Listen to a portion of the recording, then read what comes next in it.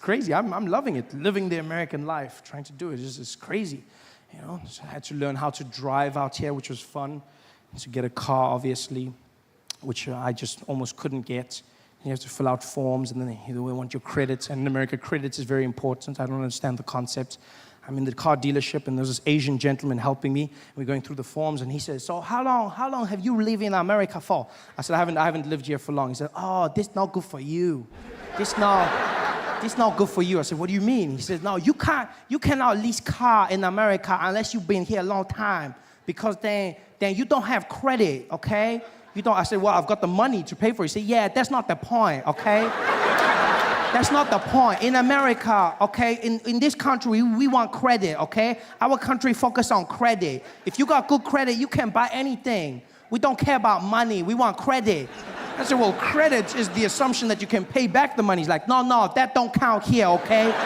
In our country, you have good credit, you can buy anything, okay? You got good credit. And he's like, our country. And I was like, look, I hate to be rude, but when you say our country, do you mean our because you live here now, or our because the Chinese own it? And he was like, it's a bit of both, okay? Yeah, but no credit for you, no car. Okay, goodbye. I had to just buy myself a car, you know, this horrible thing, drive around. And that's the worst thing, driving in America, wow. On the other side of the road, you feel like a rebel, you know, until you see the other cars coming, and then it's not so much fun. You know how many times I did that, just going to the wrong side? And don't trust movies. It's not easy to do that whole thing. No, people don't just drive, and no, they stop. They just look at you and go, "What are you doing?" In the movies, you drive past. "What are you doing?" Aren't you supposed to? No, they don't drive. They just wait for you to turn around, and the street is so small. You're doing one of those turns, just watching them in your shame, just like it's horrible. I had to practice for months. It was the worst.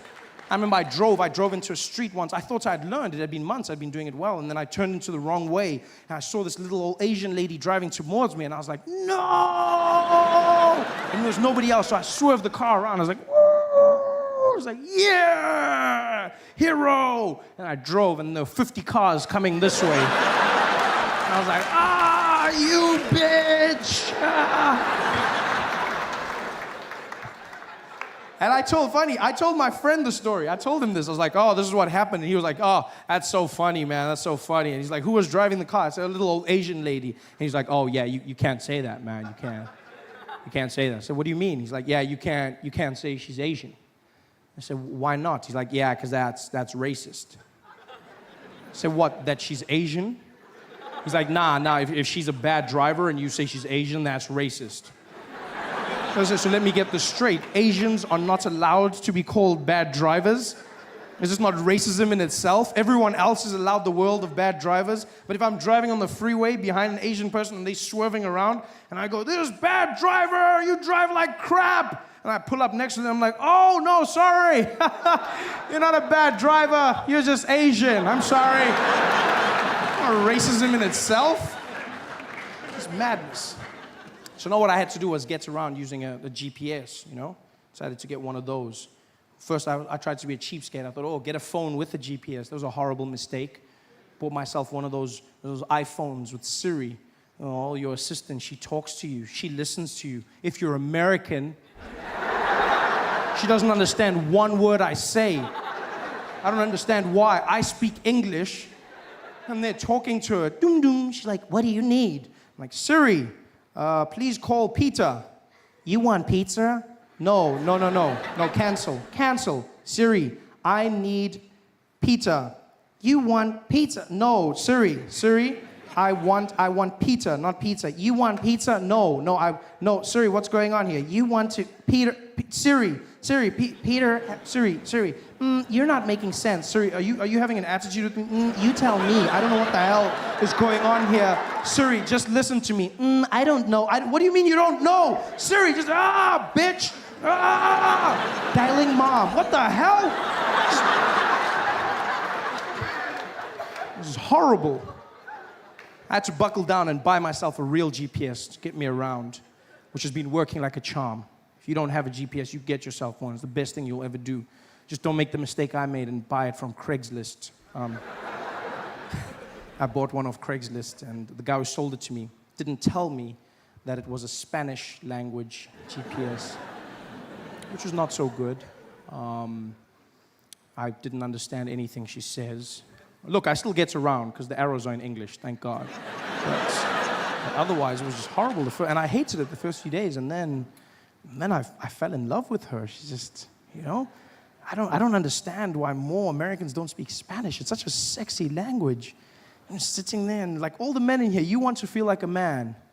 You get yourself a Spanish GPS. Oh no, you don't understand. Traffic never sounded sexier. It's just like, I just punch in random destinations and she guides me around. She's like, dun dun. Sigue toco de que para conocí. En 200 metros sería la de la cha. And I'm just like,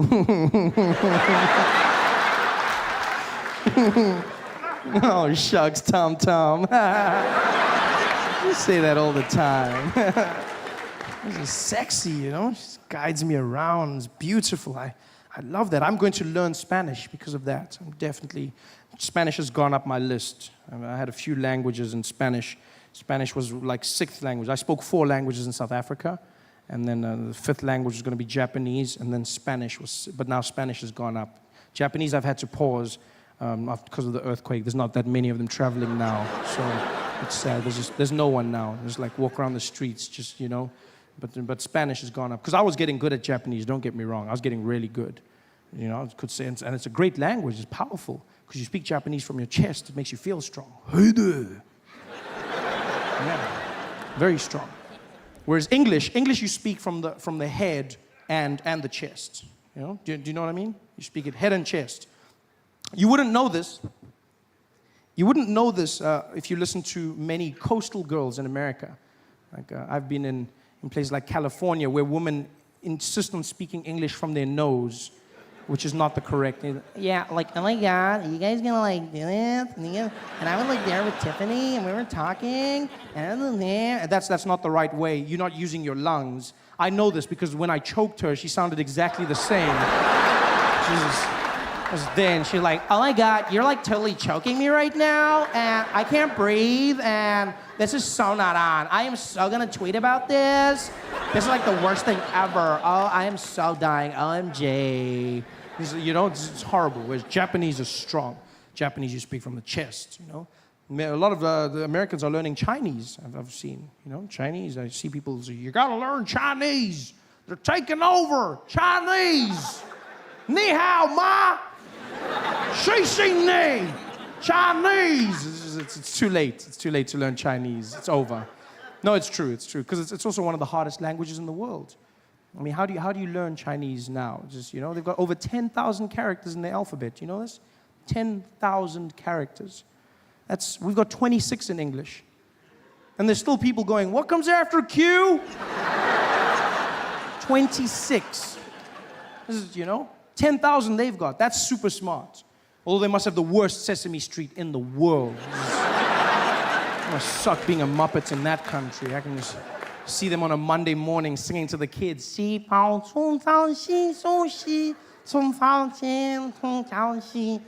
years later, it's just horrible. Horrible. Japanese is easier. 3,000 characters and a stronger language. Hey there. I mean, everything in Japanese is strong. Even the greeting. Konnichiwa. Power. Thank you. Domo. Arigato. Power. Yes, it's a great language. You can say other things as well, like kujire gambare, which means good luck, dolphin. Granted, not very usable in everyday language, but yeah, it works, I guess, you know, it works. I could also say other things like, huh, niwa torigaita, which means, look, the chickens are running around. You laugh, but I've used this successfully on many occasions. By many occasions, I mean once. I was in an airport, standing at the baggage carousel, and this Japanese guy came and he stood next to me. And we're standing there, and I look at him, and I've been waiting for years to speak Japanese. I was super excited. I was like, what? This guy's Japanese. And he's like, I can hear you. Oh, sorry, I thought I was thinking. Are you Japanese? He's like, yes, I am a Japanese. I was like, oh. Konnichiwa. He's like, oh, konnichiwa. Pleasure to meet you. I said, oh, domo arigato. I said, oh, arigato gozaimashita. You speak very good Japanese. I was like, oh, yeah. So I looked over and I went, Kujire gambare. I'm not a dolphin. But thank you for the good luck. I was like, I can't believe this works. I looked over, I was like, oh, niwa, torigaita. He was like, I don't see the chicken everywhere. You speak a very strange Japanese. Where did you learn? I said, I learned in all different places, all over my life. Why do you speak English with a Japanese accent now? I don't know. I get carried away. You freaking me out.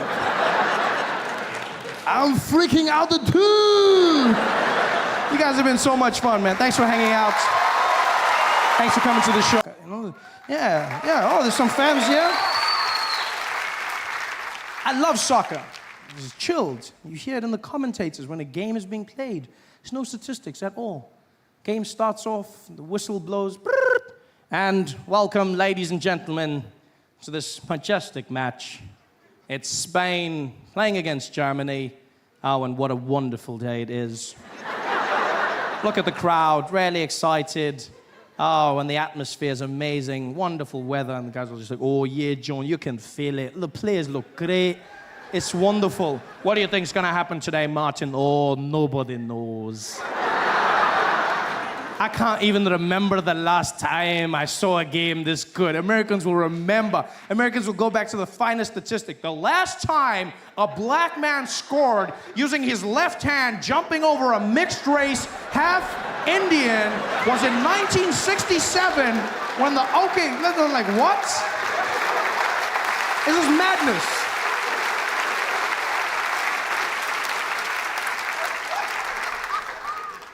It's all about action in the sports as well, you know? As much action as possible. That's all about action in America. You guys are so action-focused, you will take the ball away from the other team if they do not give you enough action. I've never seen that in my life.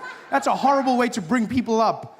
You go to the other team, you go, hey, you guys, you take the ball, and you've got 24 seconds to get the ball in that net. 24 seconds! And if you don't do it, we're gonna give the ball to the other team. You hear me? We're gonna give the ball to the other team. Yeah, we know there's a lot of black guys. You try to get past them. That's up to you. Go! 24 seconds later, bah! You guys, you try. All about action, you know? Because America's different. It's different from the rest of the world. And you don't really know how different America is, though, until you get here. That's the one thing I will say. You know, you think you know. But then when you land in America, in your airports, that's when you know this place is different. Because American airports, unlike airports everywhere in the world, which have a certain level of joy and just all around happiness, American airports, they're like concentration camps. It's just, you know, it's just people walking barefoot in single file.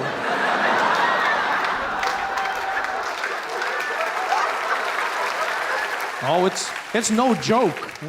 There's even signs that say, no jokes. You're like, really?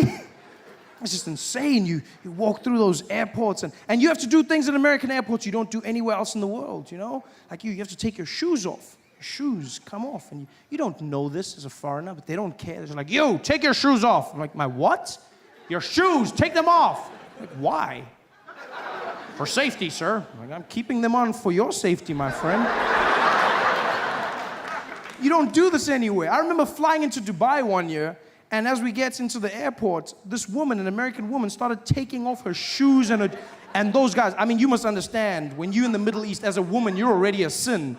And now to be taking your clothes off in public, these guys lost their mind. They were just like, Khalere, what are you doing? What are you doing? Yo, what are you doing? She's like, I'm taking my clothes off. I'm taking, they're like, no, what are you doing? She's like, I'm taking them off. Why are you taking your clothes off? She's like, so the machine works. She's like, no, this is a machine, not your husband. You don't need to get naked.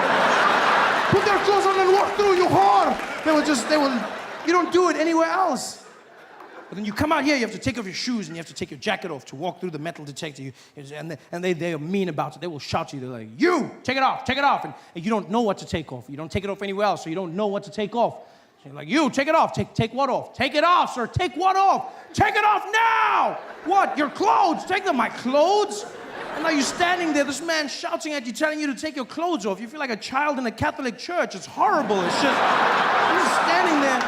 I mean, I understand the need for security, but they don't need to shout at you. At least, if they tried to be nice, maybe if they chanted instead of shouting, instead of take it off, if they were like, take it off, you'd be like, yeah, woo, security, safe and sexy. They don't. This is a harrowing experience as you come in. And the worst is when you have to go through passport control. Oh, as Americans, you don't feel the pain, but as a foreigner, it's a whole different game. As Americans, you walk through to the U.S. citizens line, and they welcome you back like you on some secret mission. And you're just like, welcome home, sir.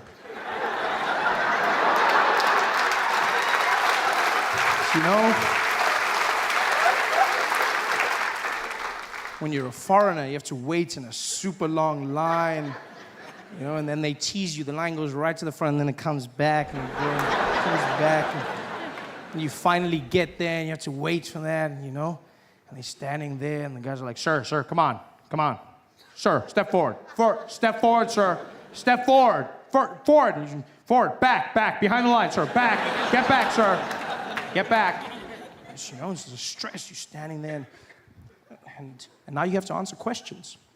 Horrible, like you don't understand. It's the stress, Standing there and you don't want to get any of the questions wrong, because just like school, they'll send you back. So you stand there and you have to answer them into a microphone that's placed strategically low, almost so that you have to bow to the American as you answer every question of his. I ask you these questions you feel like you know the answers to, but when you're there, I just handed the man my passport, to which he replied, is this you? Never before have I felt so much pressure to look like myself. I was like, I was younger then. It's horrible. And then he starts rattling them off. It's your first time in the United States of America, sir? Yes. Your first time, sir, is that correct? Yes. Sir, what is the duration of your visit out here? I'm going to be here for 6 months. 6 months, sir? Is that correct?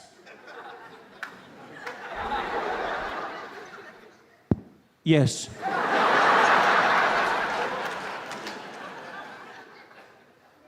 Sir, what is the purpose of your visit in the United States of America? I'm here for holiday. Holiday, sir? Yes. Which one? My one. Could you elaborate, sir? Holiday. Yeah, what do you mean holiday, sir? Like holiday, like, woo, woo, woo.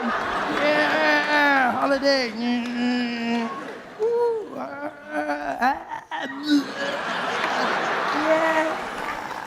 Holiday. You mean vacation, sir? Battery. Yes, of course. It's horrible.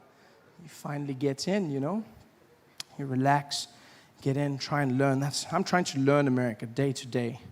Got myself a place out in LA. That's where I've been staying for a few months. Live out in California in a wonderful area called Pasadena. It's wonderful. It's this quaint and neighborhood vibe. There's hummingbirds and butterflies, just, you know. It's really, really nice place, and I enjoy it, you know. The only thing is it's hard to start life in America. That's one of the hardest things I found. You have to get everything together, you know, like open a bank account, which was interesting. It was sitting there in the bank filling out forms, because when I got to a section when filling out the forms that you don't have back in South Africa anymore, and that is you have to fill out your race. You know, there's a box that says tick your race, and there's white, black, Hispanic, Asian, and other. And I was looking at the woman, and she was really helpful. She was like, she's this blonde woman, and she was like, yeah, you can go ahead and fill out everything you need to, and yeah, we'll just go ahead and open that bank account. I said, okay, I don't know what to do here. And she was like, let me have a look. Well, you just go ahead and tick whatever race you want to go with. I said, what do you mean, whatever race? She's like, well, look, it's just for statistical purposes, so like you can choose whatever you want, and then you can do it. And I was like, choose whatever? I was like, I've never been given that option before. And I looked at the boxes, and I mean, there was black. That's the reason I came. The black box was there. I was like, well, that's it. I'll choose it. But then I looked to the left, and there was the white box. And, oh, it looked good. It just... I mean, don't get me wrong. It was the same as the other boxes, but there must have been a reason it was first in line. It's just like, you know, that was prime box right there. That was just, I looked at that white box and I was like, yeah. And so I looked at her and I said, any box? And she was like, yeah, any box. And I played it safe. I said, so I can go with black? She was like, you know what? A lot of them choose black. Yeah. And so just because she said that, I looked at her and I said, no, you know what? I'm white. I'm going with white. And then she did this thing that I've come to learn is the reaction of white liberal women in America. Whenever they hear something or see something that they can't truly comprehend, they don't agree with it, but for fear of being judged, they internalize their emotions. And then they almost have like this malfunction, like a robot. I don't know if it's amazing to see. Because as soon as I said white, I said, I'm going with white. She went, I'm sorry, did you say white? I said, yes, white. I'm white. She was like, okay, like white? Yeah.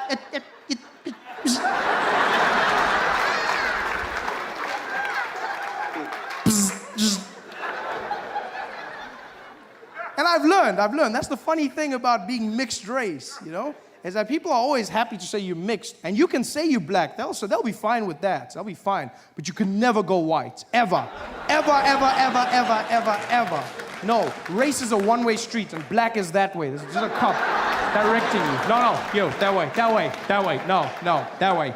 It's just like, race is just, black is like a buffet. You can have as much as you want. No one will judge you. Eat all you can. Black, $12.99. You can go wild in black, but you can never, ever go white. Ever. No matter, even if you're half and half, you can never go white. Even Yoda, like the great, he'd be as a Jedi, he'd come up to me and be like, too dark you are. You cannot, it's just crazy to me. You're half and half. In fact, everyone that has a piece of anything other than white is reminded of that piece other than the white.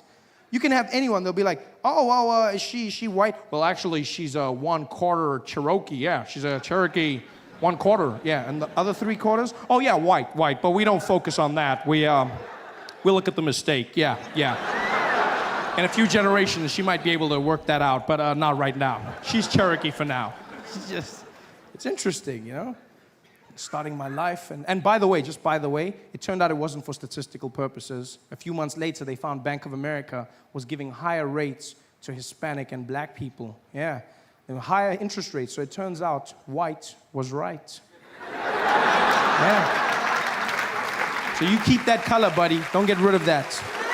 True. I got to go to Switzerland for the first time. One of my dreams. If you don't know this about me, I'll tell you why it was such a big dream of mine, right? My mother is a black woman, Xhosa woman, from South Africa. I grew up in South Africa, right? Molweni. My dad is a Swiss man from Switzerland, white man, right? And so I never got to go to Switzerland. And then when I got the chance, I never really made the time, and then I couldn't go there. And then finally now, we went to Switzerland for the first time, and it was liberating. You know, because here's the thing. My whole life, I've always felt like my dad didn't really love me, okay? And then now, when I went and met him in Switzerland, I was like, no, he's just Swiss. They're all like that. It was a bit weird though, it was a bit weird. I tried to surprise him though. Right? I tried to surprise him by learning German. We hadn't seen each other for a while, and because he speaks German, I thought I was going to surprise him on the trip. You know, I went on Duolingo, did a bunch of studying, and I got to Germany, got to like practice the whole thing, got to Switzerland, I was like, oh, this is it. And I was ready. I was like, I'm going to surprise my dad. I planned to get to his house, knock on the door. He was going to open it, be surprised, like, oh, Trevor. Then I'll be like, Papa, ich spreche Deutsch. He was going to be like, oh, ich liebe dich. Be like, ah, dir net am Brot. It was going to be a whole thing. I had it all planned out. Didn't go according to plan.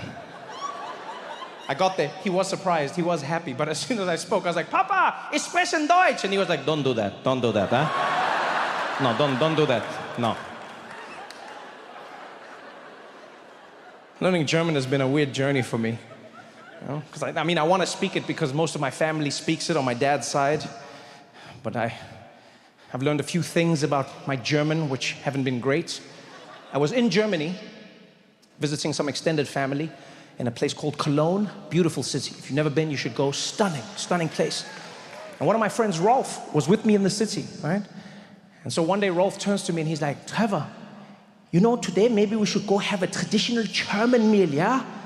You want to eat something traditionally German? Yeah, we're going to take you, okay? I was like, oh, that sounds amazing, Rolf. What are we gonna have? He's like, okay, have you heard of Subway? So I don't think that's German, Rolf. He's like, nine, I'm just saying to understand the chain, right? Where you're going to be having the sandwiches and you are having the bread and you are choosing the toppings. I was like, yeah, no, Subway works, man. He's like, okay. So I want to take it to a German version, yeah? Better than that, better. Like with the best bread and the best meat, you have to go. And so he took me and he wasn't lying. And so we go to the sandwich shop. It's like 50 years old. Everything is in German. We walk in and I was like, oh, this is it. Might not be my dad's house, but this is where I can practice my German. And my friend Rolf looks at me, he's like, Trevor, would you like me to order? I was like, no, Rolf, I'll order the food. He's like, okay, you're going to buy the food? I was like, no, you're gonna buy, I just want to order it. I just want to practice my German. He's like, but they might not understand you, yeah? Because you know German can be different. I was like, yo, I got this, Rolf, I got this.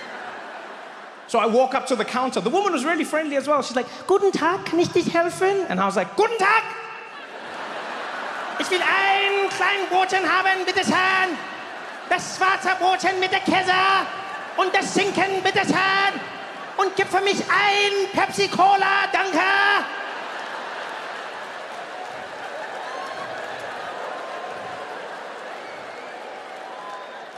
And she shat herself.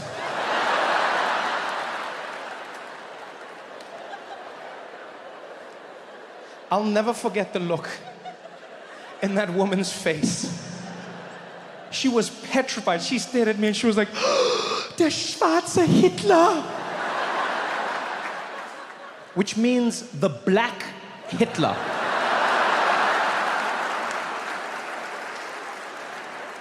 Yeah. The way I inflect on certain words has a certain Führer feeling to it, apparently. I was devastated. Rolf thought it was hilarious. The whole ride home, we're in the car, he's killing himself. Oh mein Gott, der schwarze Hitler. Oh, Trevor, can you imagine if Hitler was black? It totally wouldn't have worked, yeah?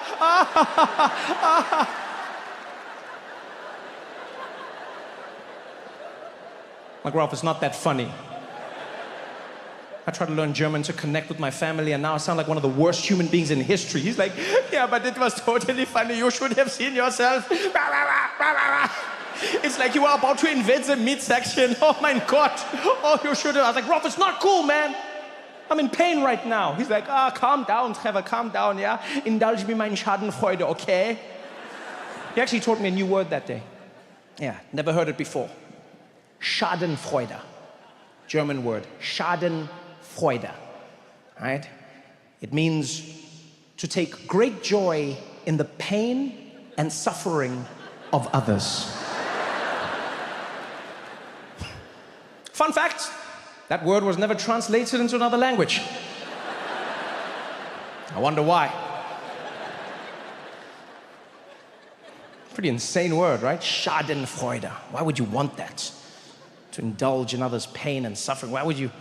You know, but then when I thought about it, I was like, it sounds terrible, but we all do it. Yeah, every single one of us in this room, we all experience Schadenfreude. You know?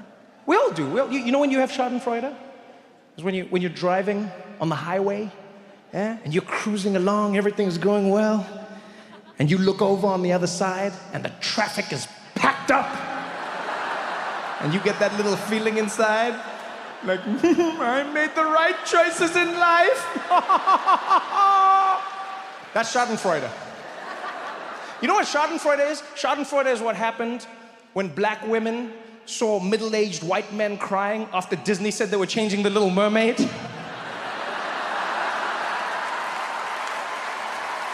That's Schadenfreude. That was one of the funniest things I've ever seen in my life. Grown men crying. This is ruining my childhood. They changed The Little Mermaid. She looks nothing like the original. Nothing? She looks nothing like the original? Really? Nothing? There is nothing that reminds you of the original Little Mermaid when you look at her. Nothing at all. You realize the only thing that changed is the color of her skin. This part of the color of her skin. The hair's red. The body is fish. That doesn't remind you of the Little Mermaid? That was the main thing that you recognized the Little Mermaid? Really? You know what Schadenfreude is? Schadenfreude is what everybody from Ireland and Kenya and Trinidad and Jamaica and South Africa and India all felt when the news came out and said, the royal family has bad news.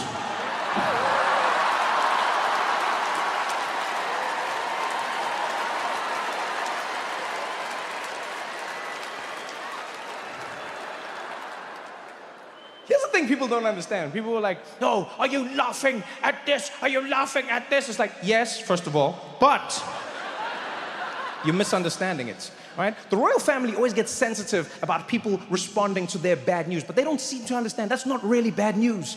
Every time the royal family wants us to feel sorry for them, is it really bad news? Huh? They'll be like, please, we ask you for your sympathy right now. We have lost Harry and Meghan. You've lost them? Like they're missing? No.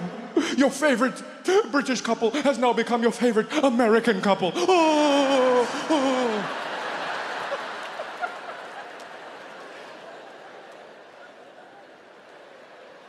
The royal family has bad news. Is it bad news? Yes, it is. The Queen has died. Died of what? Finishing life. Are you kidding me? I'm not saying someone shouldn't grieve, but she finished life. Do you know how many human beings don't get to do that? She finished it. She died as queen. Died of what? Old age. That means you finished the game. Done. Credits are rolling. Buried with the jewels. Hashtag winning. You want the colonies to be sad? Those are their jewels. Africans were like, can we have our diamonds back? They're like, no. The queen takes them with her. You kidding me? People are like, well, I mean, this is not the time to be talking about her. You shouldn't be saying bad things about her. You shouldn't be speaking ill of the dead. No, that's exactly what you should do. Yeah, the perfect time to talk shit about people is when they're dead. All right? Can we agree on this in society? Maybe we should start being nicer to each other when we're alive, and let's talk shit when people die. All right? Do that for me, people. Do that. When I'm dead, say whatever you want about me. When you see me in the streets, just say hi. You know why? Because I'm gone. Like, oh, these people up there and they're dancing on her grave. Yeah, that's what graves are made for. That's why they made them flat. The whole point was that people could come and dance on them. Otherwise, they would have made them slanted so you would slide off. And even in that, the queen is winning. She's got some of the best dancers dancing on her grave. Huh? Could you imagine Africans coming in, and they're just there, huh? Doing their thing. And the Irish are like, we're up next. Hey, oh, save us some space on the grave. You've got the Indians coming in. Now it's our moment. Finally, everyone from the Caribbean, murder, she wrote.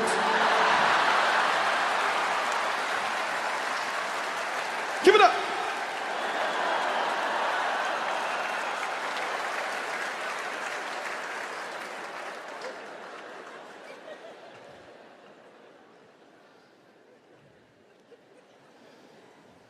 One of my favorite things I used to love doing was watching horror movies and then judging people when they made stupid decisions.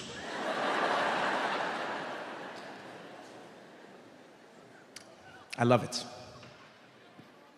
I watch horror movies, I wait for people to make stupid decisions, and then when they die, I'm like, you deserved it. Never makes sense. Never. You know, be someone being chased with like a guy in a mask and he's got a knife, right? The guy's walking, person runs to their car, they always fumble with the keys. Dad, what are you doing? What are you doing? If someone's chasing you with a knife and you get to a car, don't bother getting in, it's a waste of time. All you do is just run to this side of the car, and then you wait. They go that way, you go this way. You go that way, you go this way. Yeah, we can do this shit all day.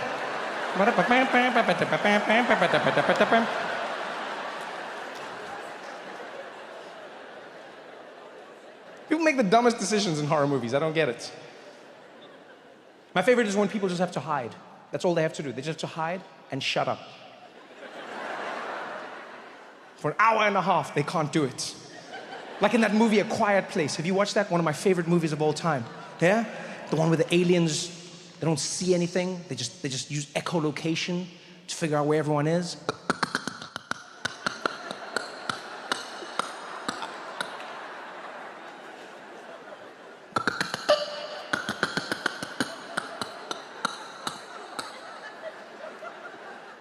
There's always the people hiding in the shed, just there like...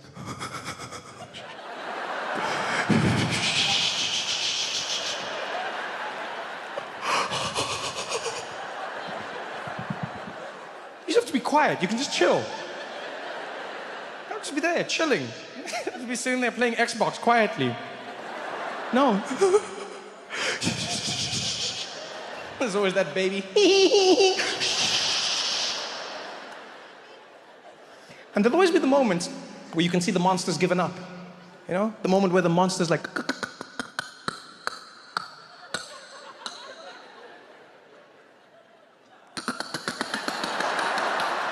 And just as it's about to leave, just as it's about to go, there's always one idiot who jumps up like, I can't take it anymore! Come get me! Ah, dead. You deserved it. Because I never got it, right? I never understood. Why? All you have to do is wait. You just stay inside for long enough and the danger will subside. Why can't you do it? Why is it so hard to just stay inside?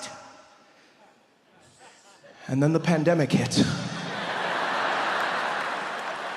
I was like, now I get it. Because we all hit our breaking point. Pandemic made people crazy. I thought we were all gonna come together. That's what I believed. From all the movies I watched as a kid, I thought if humans were ever threatened with an existential threat, we would abandon every single fight we were having and we would come together to win. You know? I thought if that virus came, we'd all be there, we'd be like, all right, no more racism, no more sexism, let's do this together. And we'd go and we'd defeat the enemy aliens and then we'd come back and be like, all right, let's get back to the racism and sexism. It's like an Independence Day. That's what happened, remember? Yeah, that's what I grew up watching. Everyone in the world came together to fight the aliens. We stopped all of our... There was no politics. There was no nothing. We unified and we won. And then in real life, what did? We fought each other and we lost. We were supposed to be a team. Will Smith was supposed to be our hero.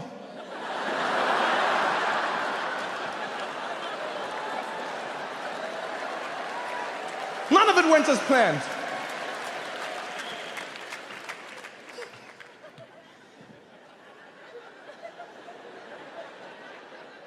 I wonder if that's how the dinosaurs went out, you know? Maybe they just couldn't agree on anything. Maybe some warned the others. They were like, there's an asteroid coming down to Earth. Other dinosaurs were like, asteroids are not real. It's a hoax. That rock smashed into the planet. Dust covered the globe. All the dinosaurs were running around in panic. Ah, the dust is everywhere. Wear a mask, wear a mask. The T-Rex was like, I can't.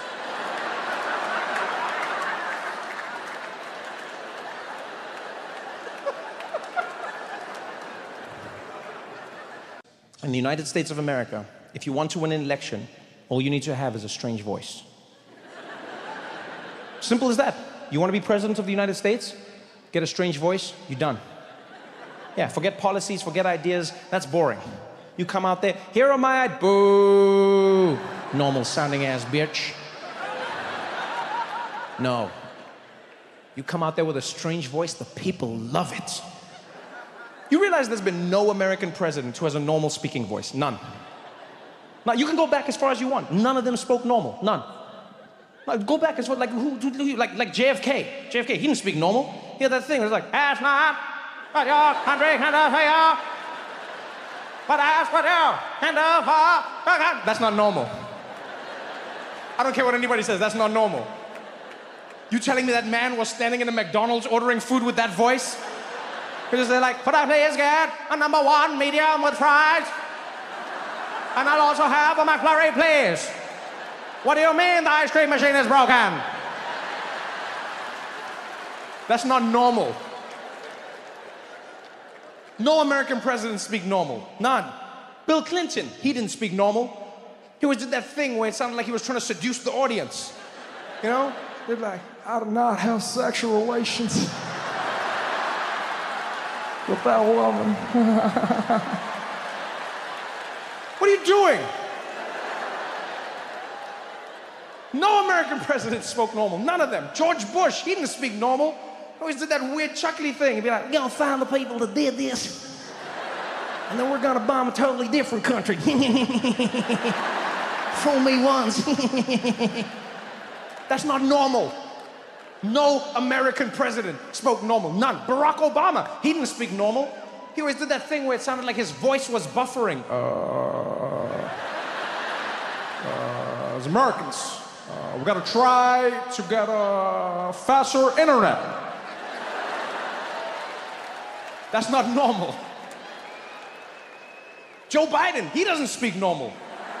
Are you kidding me? He just like fades into mumbles every time he gives a speech. It's not normal. He'll be up there and be like, that's why the most important thing to understand is no dreams are the finest Negroes. Come on, man. Come on. Hey, I mean it. Come on. That's not normal. Trump, that was the weirdest of all. Every other American president is predictable. You know, you understood the ebb and flow. Trump, you never knew what to expect. Right? The volume on his voice all over the place, inflection where it didn't make sense. Do you know how hard it was to figure out where to put the volume on your TV when watching a speech? I had to sit there and write it like a shitty DJ the whole time as you speak, because you wouldn't know where it would happen. He'd be up there. I think as Americans, we try and try, so try, big trying, all trying, energy, surgery. But I know, and I think, if we can, what we won't, but we will, but maybe, but. What? It's not normal.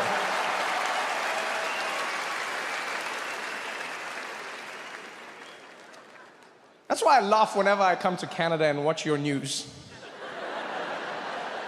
Every time I come to Canada, I turn on the news, and they'll be like, there's a Canadian scandal happening. Justin Trudeau in another scandal. He has the most adorable scandals. You kidding me? Compared to American presidents, what? And they're like, he's scandalous. Has he been convicted of anything? Then shut the hell up. And be like, he's scandalous. He's got the terrible, he slept at a rich man's house. Oh, that's adorable. My favorite scandal of Justin Trudeau's by far is the one where he went on a trip to India and then became Indian.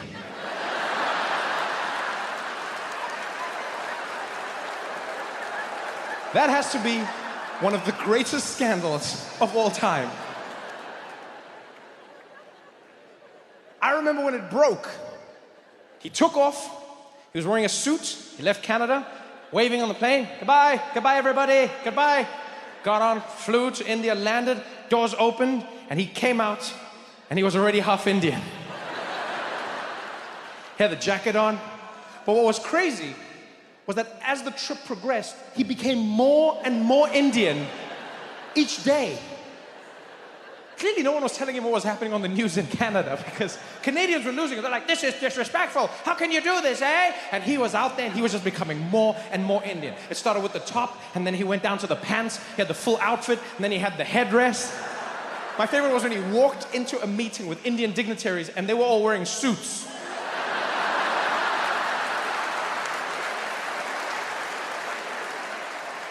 This man walked into that meeting looking like he was about to audition for Bakban. You're like, what the hell is this?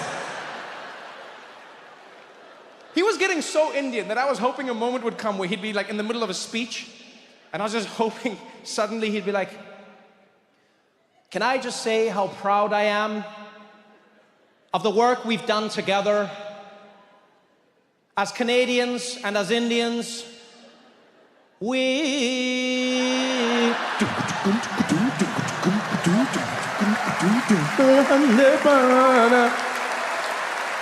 I was hoping that would happen.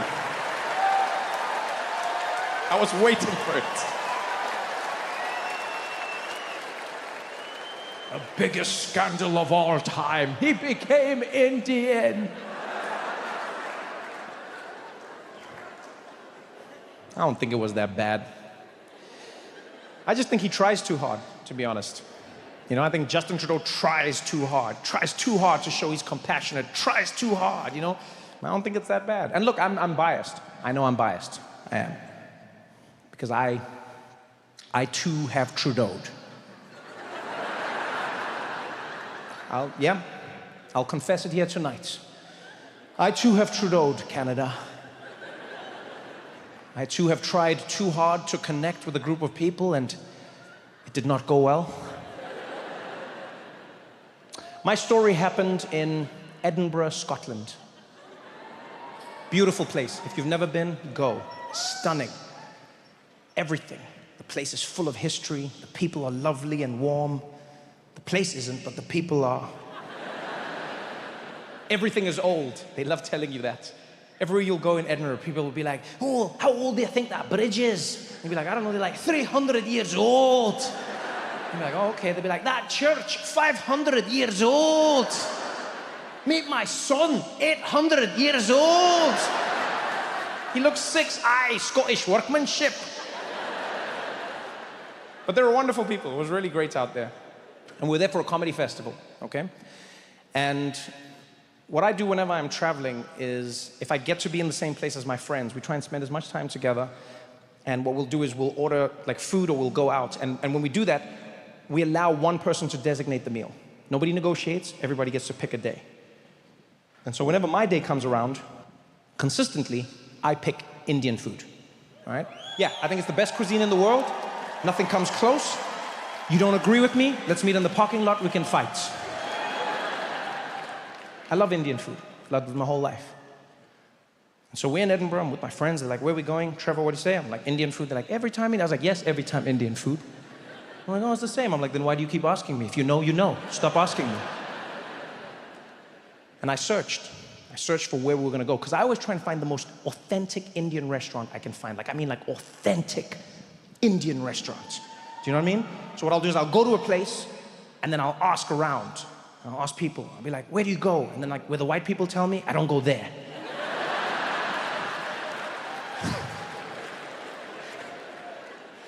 So I found this authentic spots, and I was so happy. Now, the reason it had to be so authentic, just so you understand a little bit of me. I grew up in South Africa, as you know, right? Now, what a lot of people may not know is that South Africa has one of the largest Indian populations outside of India. Right? One of the largest Indian populations outside of India. I know Canada's #1 now. But when I was growing up, we had the single largest population of Indians outside of India. Yeah. So if India blew up, we were India. It was that close. And so I was lucky enough to grow up surrounded by Indian culture. Right? In fact, one of my best friends growing up was a little Indian boy by the name of Thiessen Pillay. And we were thick as thieves. I don't think you understand. Every single day we hung out together. We spent our recesses together. We were hanging out, eating everything together, everything. Because we had so many things in common, right? We met at the beginning of the school year and we had so many things in common. Like he liked running, I liked running. So, Thiessen and I would spend every day together. And our ritual was simple. We'd go to all the classes that we did, and then we'd meet at what we called break time. And at break time, we'd sit and we'd eat our lunch together. Now, our lunches were very different, all right? Because Thiessen would get a packed lunch from his mom every single day. I would get money from my mom to buy food from the school tuck shop, we called it, right? Cafeteria, all right?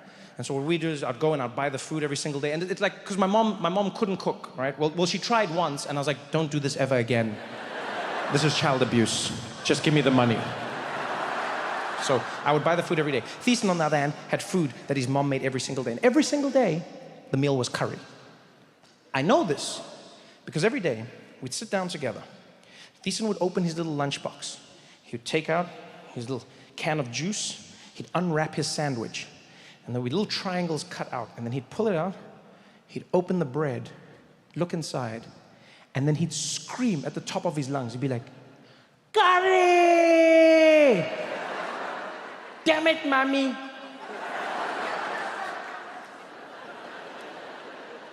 Every day. Every day. We'd sit down, I'd have my food, he'd have his, he'd take the juice out of the box, he'd unwrap the sandwich, he'd look in between, he'd be like, curry! Damn it, mommy. Every single day, without fail, every day, mutton curry, lamb curry, potato curry, every curry you can imagine, but it was curry every single day. Curry! It was my favorite part of the day. Some days, I wouldn't even open my lunch for fear of missing the moment. I would just sit there next to him waiting, and he'd open it up, and he'd be like, curry! And I'd mouth it next to him, damn it, mommy.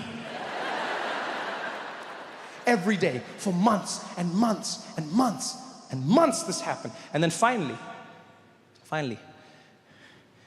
at the risk of breaking it all, I turned to Thiessen one day. He screams like, curry! Damn it, mommy. And I was like, Thiessen, you know it's going to be curry every day. He said, what?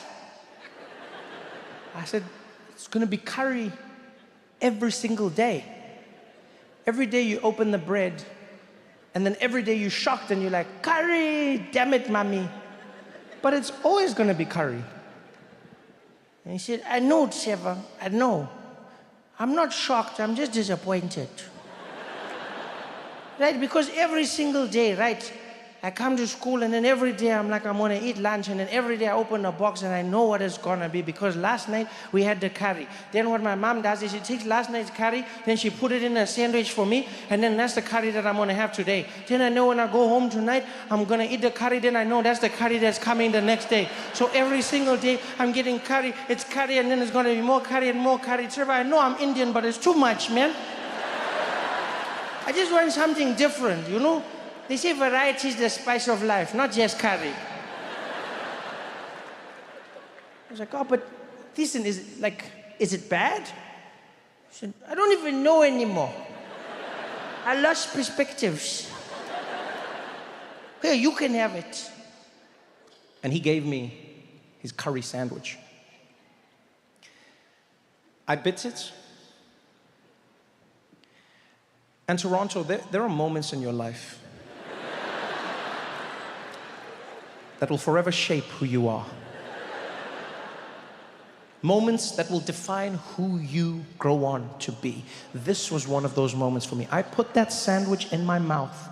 I bit down and my mouth came alive. My tongue discovered its purpose. I didn't know potatoes could pop like that. The flavors were bouncing around. My eyes opened wide. It was, I was like, what? I was like, curry! Thank you, mommy. And I said, listen, this is amazing. You eat this every day? And he's like, every damn day. And I was like, well, okay, let's swap. I'll give you my money for tuck shop, and then you give me your curry food every day. And we did that. We traded. And let me tell you something now. You thought we were best friends before. We turned into soulmates. Yeah, because we both got everything we dreamed of, right? I got to have a home-cooked meal every single day, and as an Indian person, he got to start a business. Thiessen was in heaven. It was perfect. And since then, I've loved curry. So, fast forward many decades, we're in Edinburgh, Scotland. Going out with my friends. We're choosing a spot. I choose Indian, authentic Indian. We get to the place, and it's legit. Like, it is legit. We walk in, and there's Indian music playing. There are Indian people eating, Indian cooks in the back, Indian waiters, Indian guards on the wall. I'm like, this is it. I'm home. We walked in, we sat down. And as soon as we sat, one of my friends, Steve, launches for the menu. And I was like, Steve, it's cool, man. I'll just order for everyone at the table. And he's like, oh, that's fine, Trevor. I'll order for myself, thank you. I was like, no, it's not about that, Steve. I just prefer to order for all of us, yeah? Right? You good? He's like, I don't know why that's necessary. I think I'll just order for myself. Is that okay? I was like, it's not. No, it's not okay, Steve. It's not okay, right? Because you're probably going to say some shit that's going to embarrass me in front of my Indian people, right? And so I just need you to back off for a moment. He's like, I'm sorry, what would I say that could embarrass you in front of Indian people? I was like, I don't know, Steve, and I don't want it to happen. Just let me handle this, okay? He's like, let you handle this? Trevor, I'll have you know that I've eaten curry for many, many years. I was like, Steve, this is not the time. Just let's not argue, okay? Let's not argue. It's not the time to argue. He's like, what do you mean? Why would I embarrass you? Why? I was like, there's no, you don't need to know why. Let's just not do. He's like, no, why? Why? Because I'm white. I was like, you brought it up, not me, all right? I wasn't going to bring up race, but you did, Steve, and now that you brought it up, let's talk about it. Every time I take my white friends to an ethnic restaurant, they always say some shit that embarrasses me. Every single time. Every time. Either they don't know how to pronounce the food, or they'll say some random shit. They'll be like, can I get that one, the papadums? What do you call these ones? You know, they'll be like, can I get this one, but not spicy? Kill yourself! Can I get the curry, but not spicy? Kill yourself! How are you gonna ask for curry, but not spicy? That's the whole point of curry. You want curry without the spice. Would you go to a sushi restaurant and ask for them to have the fish slightly boiled? No, I don't want the spice. Your forefathers went around the world killing people for the spice. Now you don't want it? Shut up and eat the spice, Steve. And he's there, he's like, Trevor, okay, I really don't understand where this is coming from, all right? I'm not gonna embarrass you. I understand curry. I was like, Steve, let's just leave it at that. I got you, okay? I got you, all right? I understand this way more than you. He's like, Trevor, I'm sorry. You're not more Indian than me. I was like, I'm sorry, what? He's like, yeah, you are not more Indian than me. I was like, what the hell is that? Exactly. Don't tell me I'm not more Indian than you. You shut up. When the waiter comes in, you shut up. He's like, I'm not gonna shut. I was like, you shut up. He's like, okay, fine, order then. And the waiter walks over. This beautiful Indian man. He's got his beautiful Indian garb, and he steps up. And I know Steve, I can see him questioning my authority out of the corner of my eye. And that's when I trudeaued. I was just a little too hyped. I wanted to show him that these were my people, and as the waiter got there, I didn't even let him speak. I just jumped up and I was like, good evening. I'm going to be ordering for the entire table, please. Could we please have 3 garlic raw naans? We're going to have 3 rumali rotis. Give us 1 shahi paneer, 1 palak paneer. You know what? We're going to have a Rogan Josh lamb, of course. Could we also please have one butter chicken for my Caucasian friends?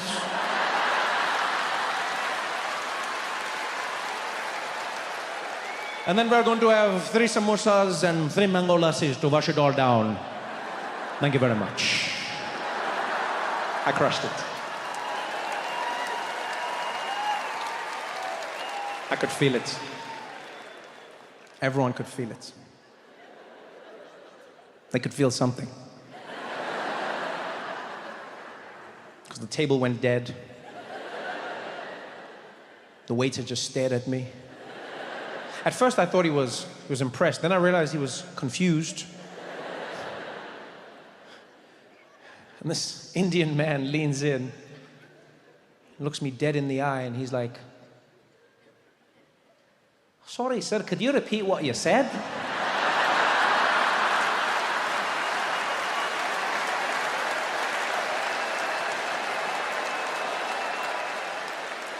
I can't hear what you were saying, right? You got a bit of an accent. And I was like, oh shit! He's Scottish! I mean, I know he's Scottish. I mean, we're in Scotland, he's Scottish, but it's like he's Indian. I didn't expect that, right? Because the whole place is Indian. It's an Indian restaurant, the people eating were Indian, there's Indian gods on the wall. The guy was Indian, his beard was Indian, but his mouth was Shrek. I didn't expect that. And now he didn't understand me, because I Trudeau'd too much. I didn't need to try so hard. But then I realized I also couldn't stop. Because that would be racist.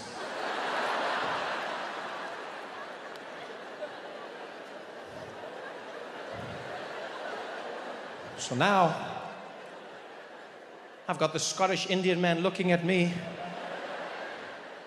Everyone's quiet, and he's like, "If you don't mind, laddie, could you order again a little slower this time, right?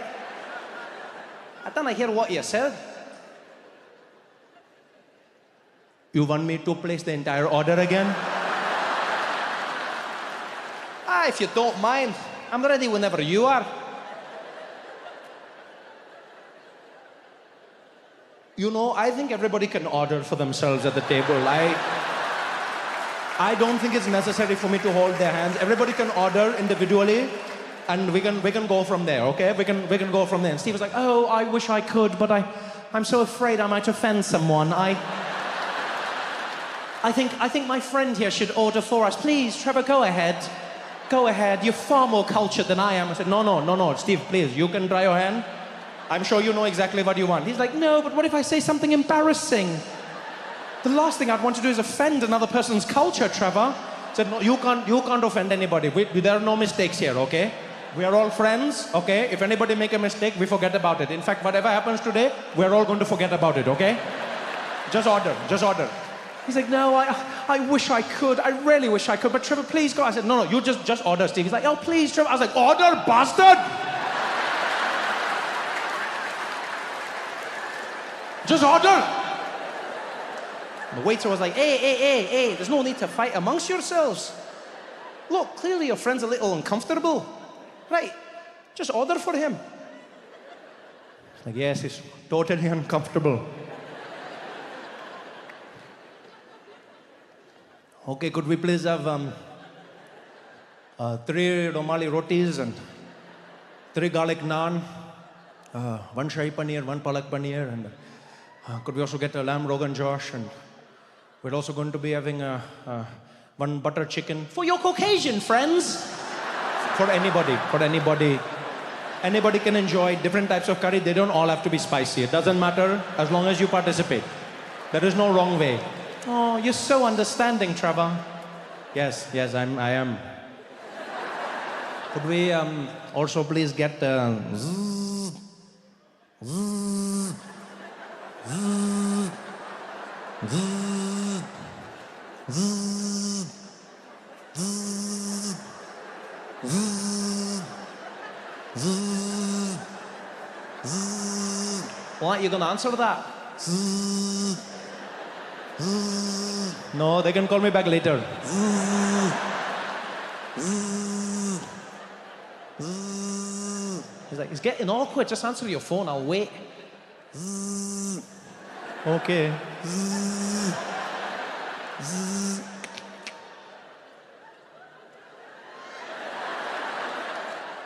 Hello?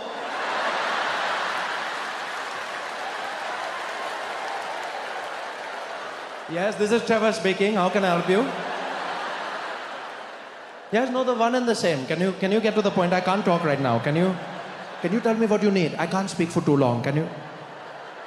No. There is nothing wrong with my voice. Can you just get? No, everything's fine. No, I have not been kidnapped. No. I have not been kidnapped. Everything is fine. This is not a secret message. Just can you tell me what you need? No, we can talk later then. Yeah, my voice is like this sometimes. Don't worry about that. Just wait. No, and I think I know my voice. I think I know my voice also. Yeah, well, I've been me my whole life, okay?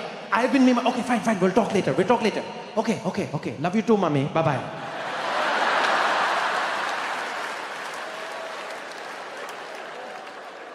It's the most awkward meal I've ever had in my life. I barely ate a thing. I sat there thinking about my life. We finally get up to leave. Steve is beaming from ear to ear. They walk out ahead of me, and as I'm leaving the restaurant, the waiter waves us off. He's like, good night, everybody. He's like, have a great night. And we wave at him, and he's like, hey, excuse me, before you go, hey, aren't you Trevor Noah? A comedian, right? I was like, yeah, why? He's like, oh no, because I totally got you, Trevor. I totally got you, Trevor. I was like, wait, what? Wait, you Indian? He's like, of course I'm Indian. Of course I'm Indian. All places Indian. I totally got you, huh? I said, well, I don't understand. He's like, you don't understand. I understand. You walked in. I said, look, Trevor, no one coming. Then you start talking with accent. I go, I also do accent. Then you were doing accent. Then I do accent. Then you were doing accent. You make joke. I make joke. Do you like joke? I was like, no, I don't like your joke. I don't like your joke. I thought I was about to get canceled. Do you see this shit? He's like, it was amazing. You were sweating so hard. Not from the curry, eh? That was so funny, Trevor. I was like, it was not funny. My friends were laughing at me. He's like, I know. He's like, I wasn't scared, man. Why would you do that? He's like, because, Trevor, I take great joy in the pain and suffering of others. It's called Schadenfreude. Yo, Toronto, you guys have been amazing. Thank you so much for coming out. I thought the pandemic was going to ravage Africa the worst. Yeah, I won't lie. I was terrified. I was terrified for the African continent. You know, my whole life, I'd seen whenever there was a virus that broke out in the world, if it got to Africa, we got it the worst. I remember when it started spreading around the globe, I was getting ready for it. My friends from home were calling me on the phone. They're like, Trevor, are you seeing what's happening with coronavirus, my man? Are you seeing it? I was like, yeah, I'm seeing it, man. They're like, what do you think is going to happen? I was like, oh, man, you guys are screwed, man. Like, yeah, you guys. I was like, yeah, I'm in America, baby. I made the right choices in life. Turns out it was the other way around. Pound for pound, Africa did better than any other continent in handling the disease.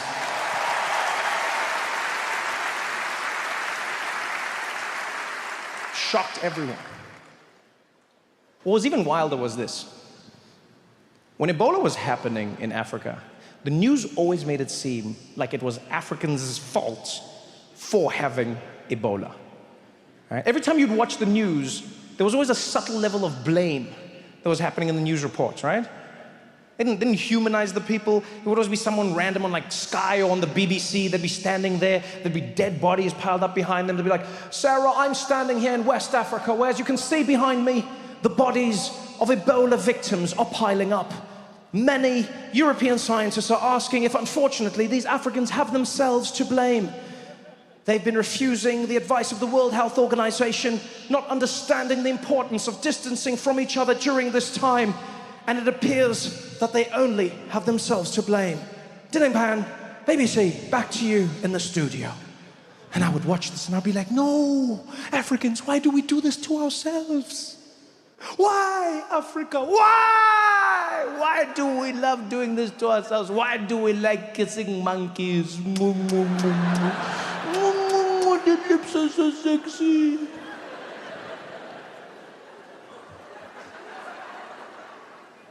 And then when COVID came, Africans used everything they had learned from every virus that they had to fight without the help of the West, and they dealt with it better than any other continent. Didn't get credit, by the way. Everyone made it seem like it was luck. That's where the world is lucky that Africans aren't spiteful. Yeah, Africans aren't spiteful people. Because I would have given anything to just see one African news anchor come out and be like, "Good evening, everybody, and welcome to the African News Network. Tonight, we are covering the ongoing coronavirus pandemic that is ravaging the Western world. Many African scientists are asking if these people do not have themselves to blame. Many of them have refused the advice of the World Health Organization, completely ignoring the social distancing measures. Some of them have even had to be shown how to wash their own hands. Savages."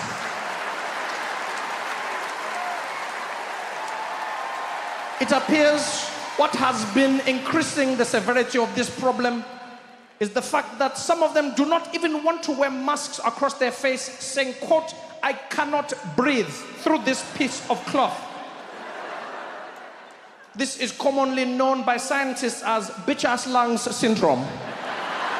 Back to you in the stereo, Chipua. I would have given anything to see that. One of the biggest side effects of COVID that I didn't expect is how stupid it would make human beings. Yeah, if there's one thing coronavirus did, it taught me how many of my friends are absolute idiots. Everyone studied at the University of Facebook. Everyone's a scientist. Everyone had a conspiracy theory. You know what happened here? The government did this. Oh, the government did this? Yeah, the government did this. Why? To control us. You thought this gave them control? You think governments wanted this? Which do you think gives a government more control? A population that goes to work, earns money, buys things that they can't really afford, so get into debt, so they have to go back to work, do more of the thing they don't really like, to get more money to pay the debt for the thing that they didn't really need, for the thing that they didn't need to afford, to get more money to go to the job, for the thing they don't like, for the thing that they didn't need to buy, to get the loan, for the money, for the thing that they didn't want, to get into more debt, to get the thing that they don't want, to go to the job that they don't need, for the money. But which do you think gives them more control? That? Or everyone just sitting at home with free money thinking about life? Everyone just sitting at home like, how come a weekend's only 2 days?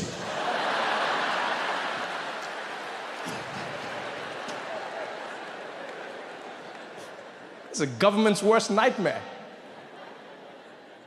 Conspiracies were stupid. And here's the thing, I'm not against conspiracy theories, right? Please understand that. I actually like a good conspiracy theory. In fact, I think everybody should hold one. I think in your life, you should hold at least one good conspiracy theory.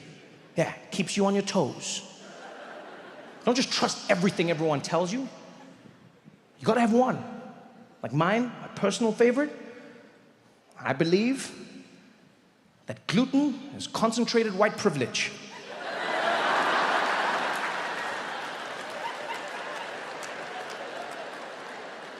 You know I'm right. But COVID, oh man, the conspiracies were ridiculous. Especially because I know what really happened.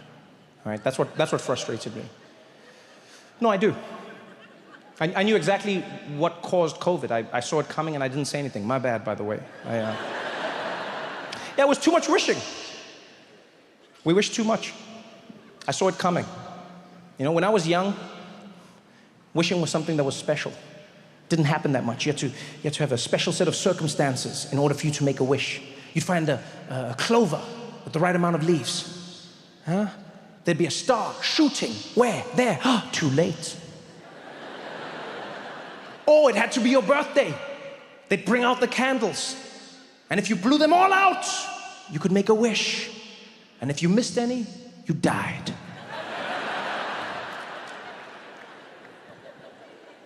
But then people just started wishing for anything. Huh?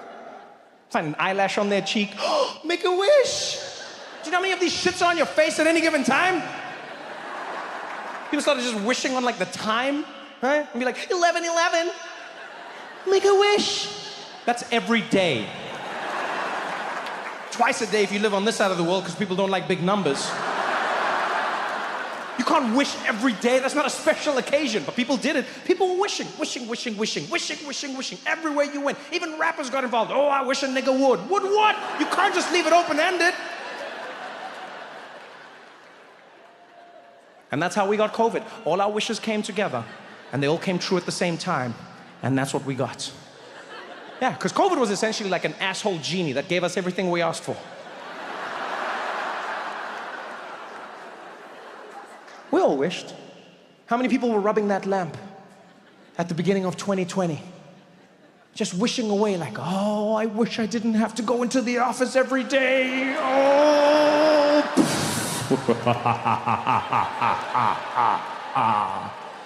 Your wish is granted. Yeah, you wished not to go into the office. You forgot to wish that the office wouldn't come into your house.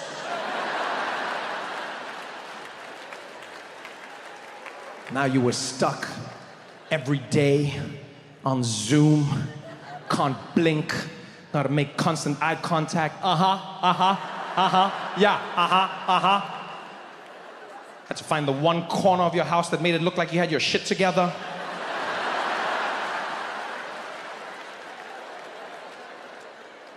Everybody wished. And boy, we got what we wished for. How many parents were rubbing that lamp? Wishing away. Oh, I wish I could spend more time with my kids. Oh.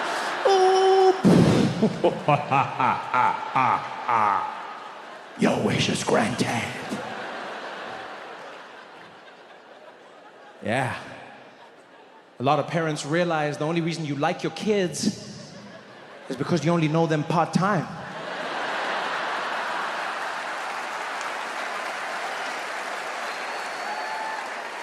You meet them in the morning, you send them off, you tuck them in at night. It's a pretty sweet gig.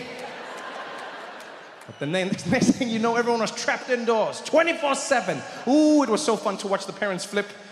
It was so fun. Remember at the beginning, all the parents were there. They're like, you will not open the schools. My children are not going anywhere.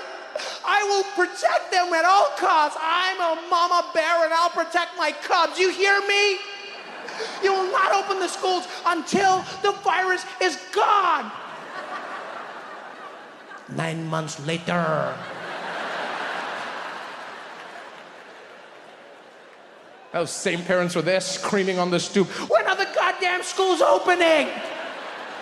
You can't expect me to spend all day with these kids. Who am I, their mom? They should be in school. The kids were there like, but mommy, there's a new variant out there. Listen, Timmy, listen, at some point you're gonna have to see what you're made of, okay? Either your lungs are gonna make it or they ain't. All right, buddy? Now get on out there and see what you're made of, all right? If Simba could do it, so could you. Hakuna Matata. Go on, buddy. Go on.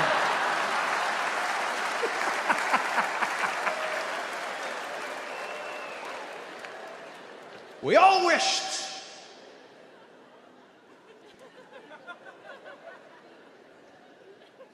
How many couples out there were wishing? Rubbing away at that lamp, looking into each other's eyes. Like, damn, girl, I wish I could be locked in a room with you all day. Girl, I wish they would lock us up and throw away the key. The things I would do to you. Oh, yeah? What would you do to me? Girl, I wish they would tell us we could only see each other all day. All day. Your wish is granted. A lot of couples learned a lot during the pandemic. A lot of couples learned a lot during the pandemic. A lot of people realized that love may be unconditional, but like has a time limit.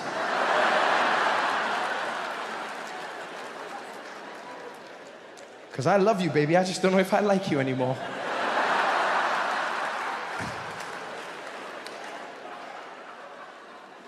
It all started as so much fun, remember? Oh, in the beginning, it was like a sleepover. Oh my God, this is so much fun. And then the weeks turned into months.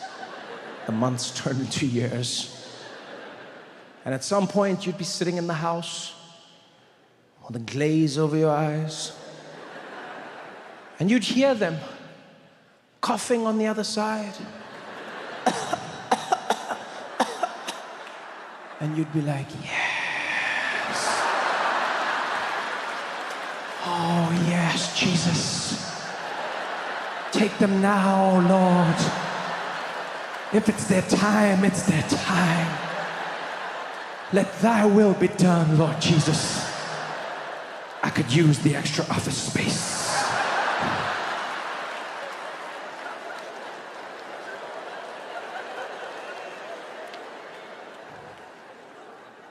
You know, one of the things that saddens me the most about the world we live in is that we oftentimes don't have the luxury to process the whys. We know that things happen.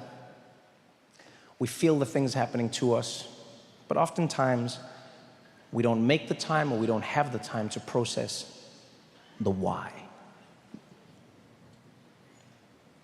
Why were we so angry?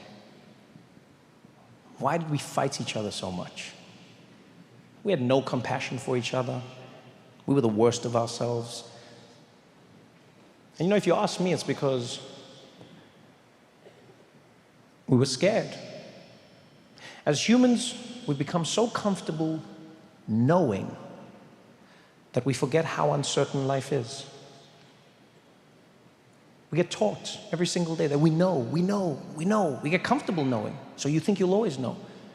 What's the traffic gonna be like? You know. What's the weather gonna be like? You know. Oh, it'll rain on Thursday. You understand what a magic trick that is? If you had that technology 500 years ago, you were like, oh, it'll rain on Thursday. People would be like, kumba ding dang ginga wan dang ginga kumba ding dang ginga wan ding dang kumba wan.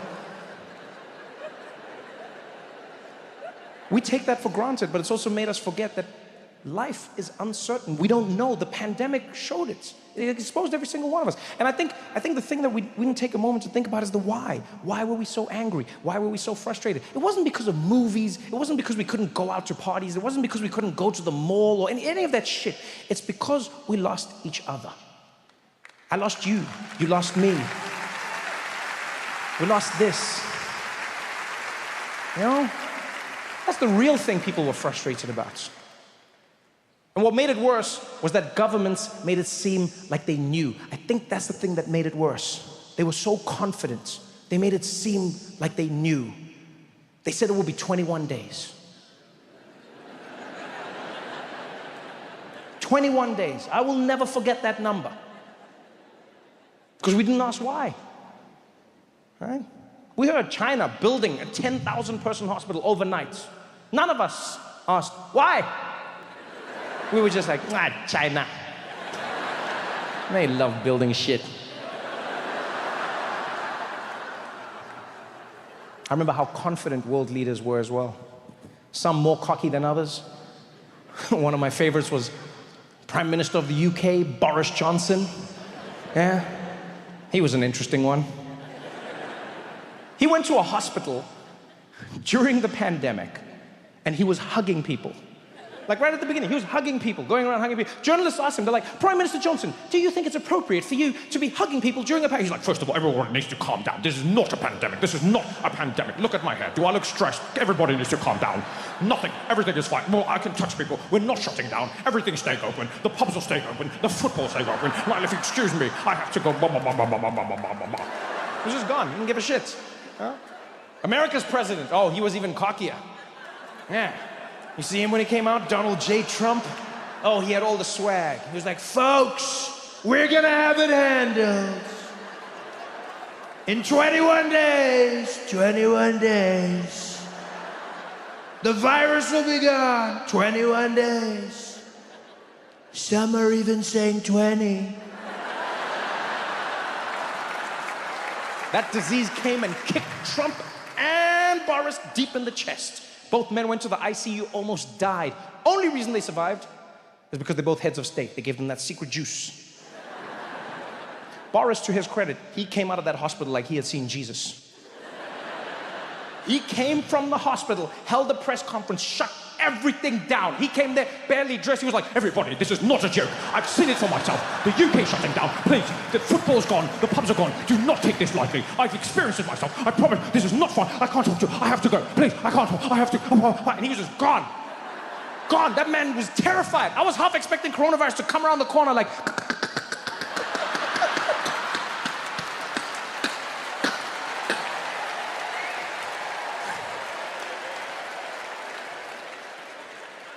Trump, on the other hand, didn't give a damn. That man will die from being stubborn. He came out of the hospital, could barely breathe, but still held a press conference. Didn't even speak. It was just like...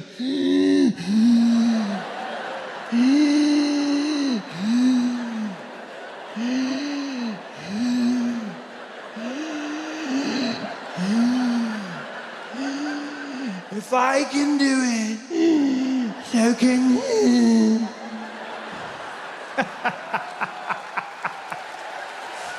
Oh, man.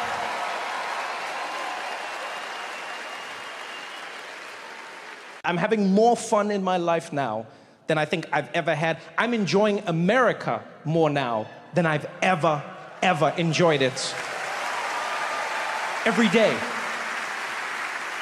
I don't even know what it is. I think, you know what, I think it's, you enjoy a place differently when it might be ending, you know? It just has like a different feeling to it. It's just like, what does that taste? The final season?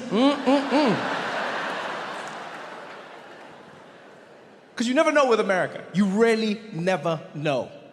Every day is the best day and possibly the last day.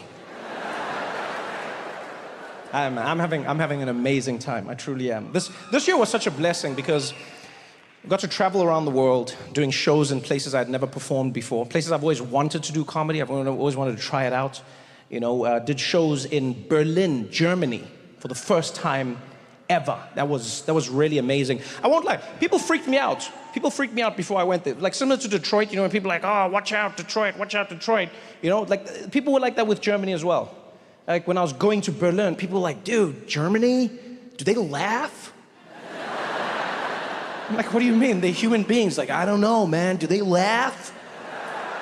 People got to me. There was a point when I was heading to Germany where I was like, maybe Germans just sit in the audience like, aha, yeah, aha. That was a comedy show. But they don't. They laugh. They're actually great audiences. I had an amazing time in Berlin. It's a city that sneaks up on you because it's so culturally diverse. You know, it has a burgeoning art scene, you know, fantastic music. The history in Berlin is truly deep and rich. You know, I love traveling and seeing places whenever I'm in certain cities. And in Berlin, I went out with like a tour group. And I had a great time, but I wish someone had warned me how painful a lot of like Berlin's history is, right? Because that was basically the headquarters of the Nazi party. So like everything ties back to Hitler. I didn't know this. I thought we were going on like a cute little tour. I ask a lot of questions. I'm curious. This brought the mood down. And we're out and about. The tour guide was doing his shtick. He was happy as well. He was like, you know, here behind me you can see this is one of the largest airports that was ever built in the world. Yeah, it is a world famous airport here in Berlin. And it is so large that they filmed the Hollywood movie, The Hunger Games, inside this airport. Yeah? Any questions? And I was like, yeah, wow, how old is this thing? He's like, this is almost 100 years old. I'm like, damn, and like, who built it?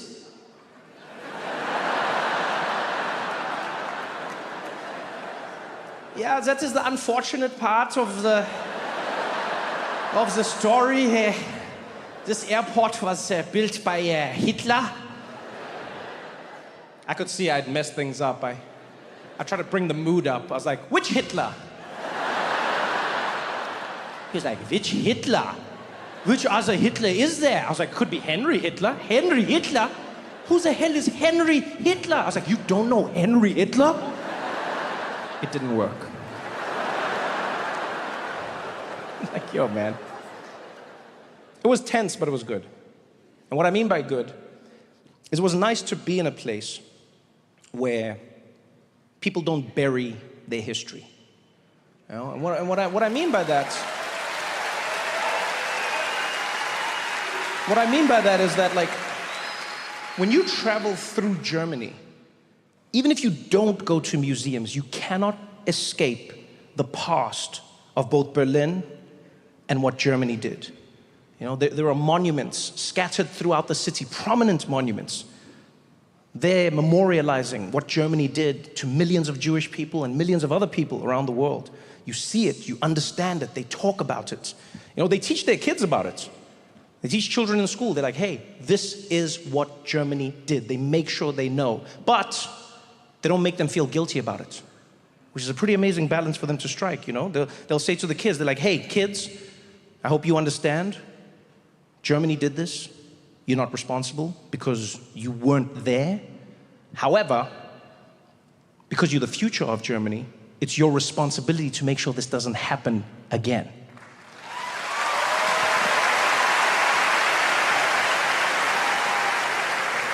You know what I loved about being in Germany when they were talking about their history is how forthright they are about it. You know, they know it's painful.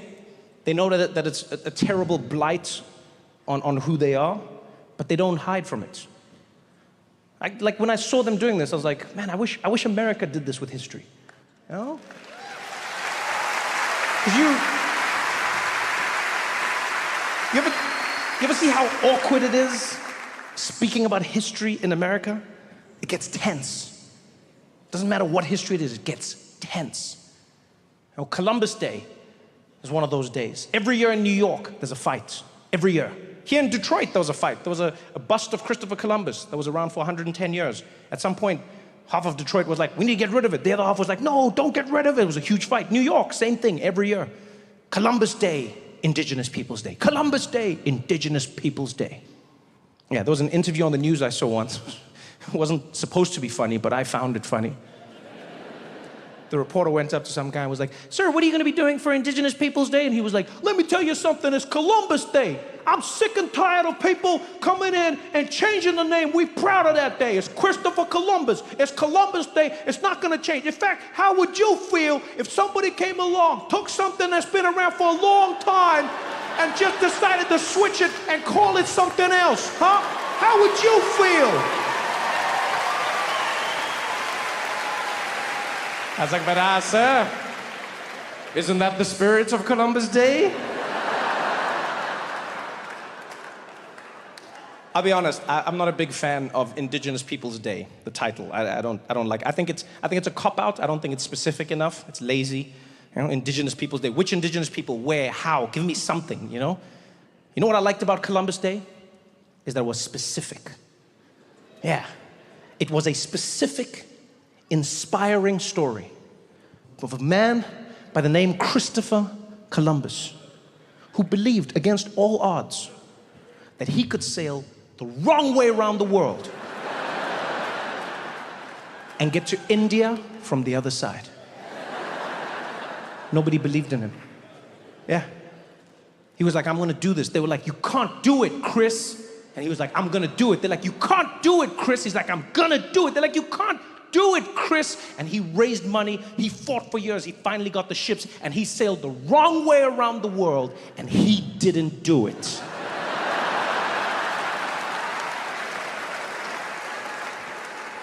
Not only did he not land on the other side of India, he found himself in a place called the Caribbean, and he was like, this is India. And the people there were like, I don't know if you've been eating some of the herb we've been leaving about, but this is totally not India. And they're like, this is India, and you guys are Indians. They're like, brother, we are not Indians. He's like, I know Indians when I don't see them. You're Indians. You're just on the far side, so you're West Indians. And he stuck with it. Christopher Columbus stuck with it his entire life. Other explorers would come to him, they'd be like, yo, Chris, I don't think you made it to India. He's like, it's India. They're like, I don't think it's India. He's like, it's India. He died refusing to acknowledge the possibility that he never made it to India. Not only that, my friends, he never set foot in America. Ever. Ever. And yet, he had a public holiday named after him in America. That, my friends, is the inspiring story of how white men can fail up.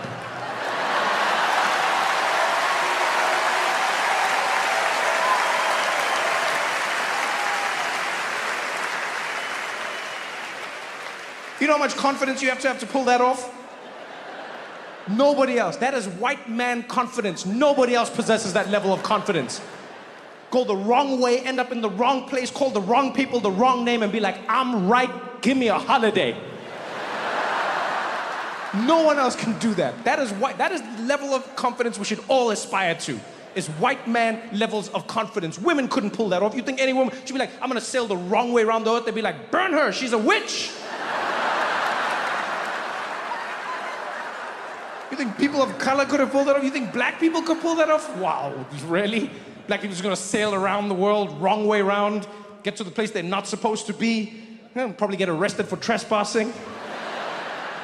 Be like, what are you doing here? Be like, man, my bad, man. I thought I was getting to India, man. My bad, man. I apologize. Man, I don't even know what I was thinking, man. You know what, man? We should have never messed with ships. It never turns out good, man. I apologize. I apologize, man. This won't happen again.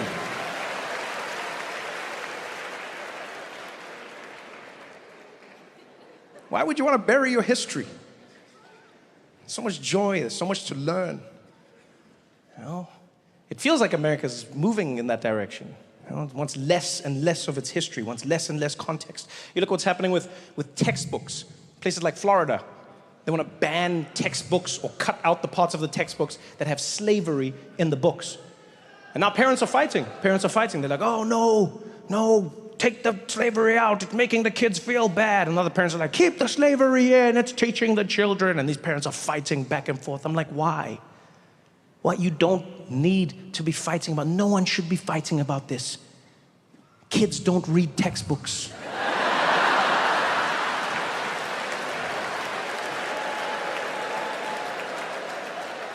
They watch TikTok. If you want to get to the kids, that's where you gotta be. There was slavery. Ships came. Yeah, they...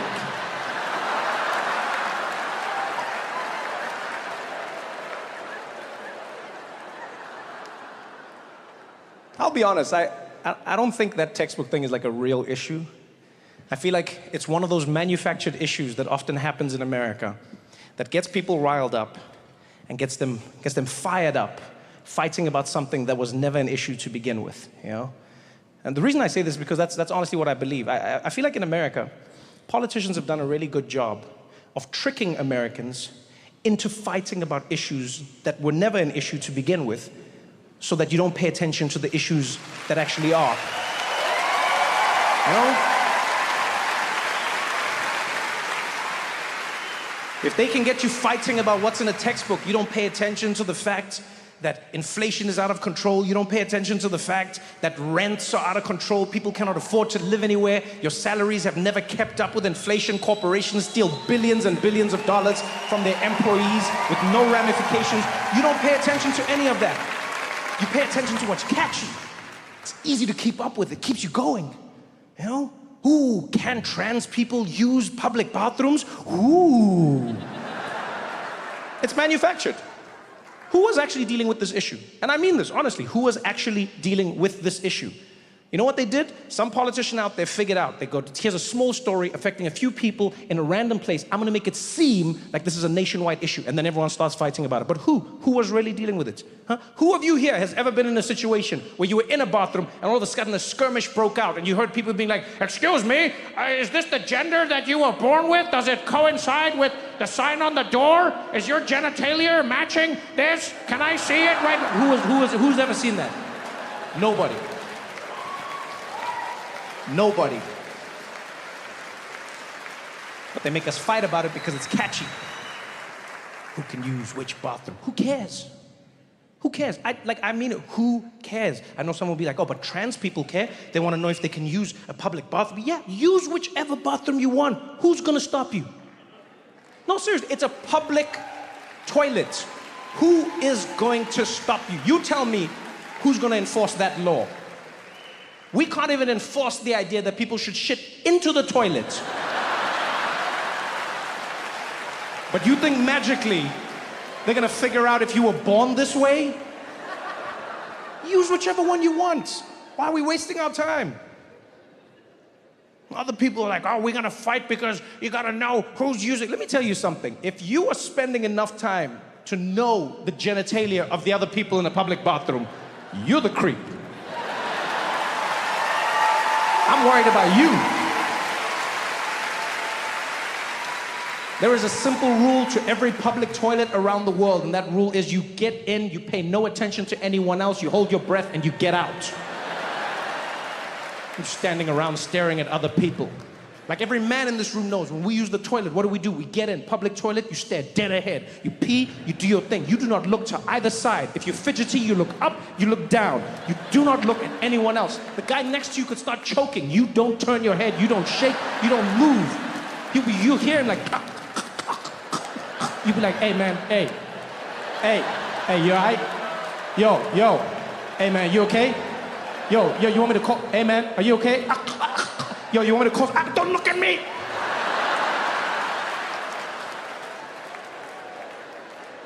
What are we doing? What are we fighting about? Public bathrooms. And if you know your history, you'll know this happens all the time in America. It happens over and over and over again. There was a time when women had to fight to use public bathrooms in America. Imagine that. There was literally a time when women weren't allowed to use public bathrooms all across America, and they had to fight. And there were men who were angry. They're like, this is crazy. You're gonna have women in public bathrooms? That's insane. How does it work? Huh? What, they're gonna come in there while we're peeing? And then what, they're gonna look at our wieners? Huh? And they're gonna laugh? Huh? Think about this, ladies. There was a time when women were first allowed to step into the workplace where there were no public bathrooms that they could use. So ladies, if you were out and about back then, you needed to pee, you needed to poo, you had to go home. Yeah, and I say poo theoretically, I don't know if you actually do. No, I don't think any guy does, let's be honest. We don't. Like, we assume this on a biological level, but I don't know for certain that any woman actually, in fact, any man in here, think of any woman in your life. Do you know the last time she pooed? I don't think you know. I don't think you know. There is no forensic evidence to back up that claim. There is no smell, there is no stain, there is no nothing. And ladies, I don't know who's doing your bathroom PR, but they're doing a stellar job. Stellar job. Women go to the bathroom, smells better when they come out of it. How? You never know when a lady's pooing, never. Because also, women keep the same amount of time. That's the most impressive thing. You give nothing away. Yeah, a woman's gonna go pee, it takes 10 minutes. She goes to the bathroom, right? Gets there, tinkle, tinkle, tinkle, comes out, washes her hand, powders her face, texts on the phone a bit, comes back to the table. You have no clue. Yeah, if she's gonna go poo, same thing, 10 minutes. Goes to the bathroom, does a thing, pellets, comes back out, wash her hands, powder the nose, text her friends, get back out there. You have no clue. With men, you know exactly what we're doing. Discretion is not our forte. You know when every single man is gonna go pee. Why? 2 minutes. Off to the bathroom, we're in there. Quickest thing ever. It's like a NASCAR pit stop. Yeah, we get in, we pee, we come back out, act like we're washing our hands, and we're back.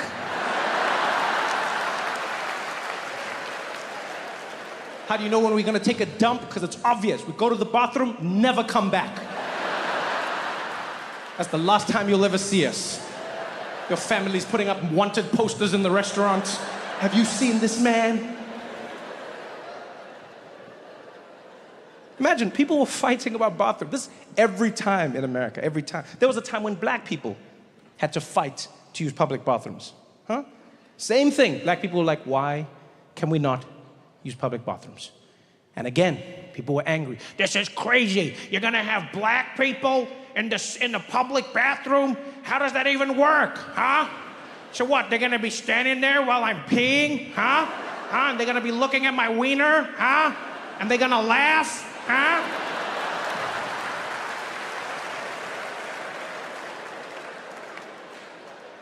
Yo, I'm old enough to remember when there was a discussion in America about whether gay people could use public bathrooms. This was an actual topic of discussion. I remember seeing people on the news being interviewed. They'd be like, do you think that gay men should be allowed into the same bathrooms as straight men? I'd be like, look, I don't mind what they do. If they keep it to themselves, that's fine. But like, just answer me this. How's it gonna work, huh? So what, you're in the bathroom with them and then what? Like he's gay and I'm just standing there and I'm peeing, huh? And he's looking at my wiener, huh? And then he grabs it, huh? And he starts yanking on it, huh? He just starts tugging away and I get hard and I'm enjoying it, huh? And then this is one of the best experiences I've ever had, huh? And then I start coming back weekly, hoping I'll bump into him, and I do, huh? And then at some point we agree to meet outside a nice little restaurant that's cozy and get to know each other, huh? And then a few years later we get married and our families are joined and we live happily ever after, huh? Is that what you want?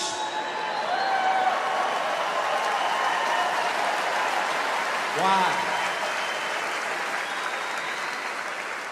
Public bathrooms. That's why you shouldn't bury your history. Yeah, because if you know it's happened, you know what to predict. You understand why it happened in the first place. Germany does that in a truly astounding way. Look, it's not perfect. It'll never be perfect. But Germany is one of the only countries in the world that has actively paid reparations for what they did. One of the only countries in the world that has actively apologized.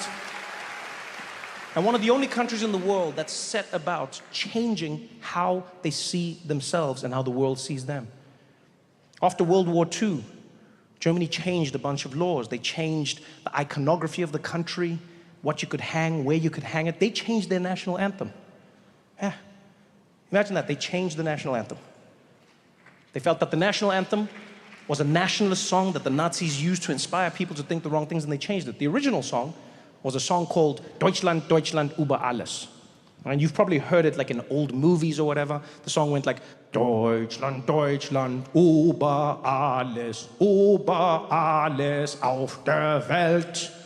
And translated into English, it means, Germany, Germany, over everything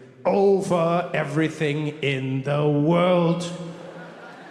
And clearly they meant it. Yeah. Where most anthems are theoretical, Germans are precise. But after World War II, they were like, we can't have that same attitude. And so they changed the anthem. They had new lyrics. The new lyrics are, Einigkeit und Rechts und Freiheit für das deutsche Vaterland. Which translated into English is, unity and rights and freedom for all the people who live in Germany. Which is adorable.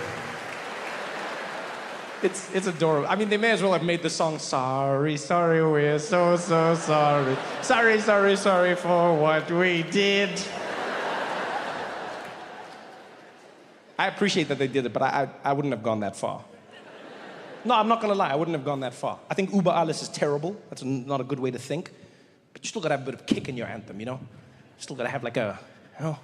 Yeah, I would have found like a middle ground. Mine would have been like, Deutschland, Deutschland, irgendwo in den Top 5. Nicht über alles auf der Welt. Because we are definitely in the top 5 when you think about it. America's number 1, and then you have Great Britain, and then you have France and Spain, and then we are at number 4. Well, actually, Spain is not better than us, so we are number 4. Number 4 in the, oh yeah, but France, their economy is not that strong, so maybe we are number 3 in the world, then you have England above, oh wait, oh, Brexit was not a smart idea, so Maybe we are number 2 and America is number... Oh, the elections are not that stable, so then maybe we are über alles auf der Welt!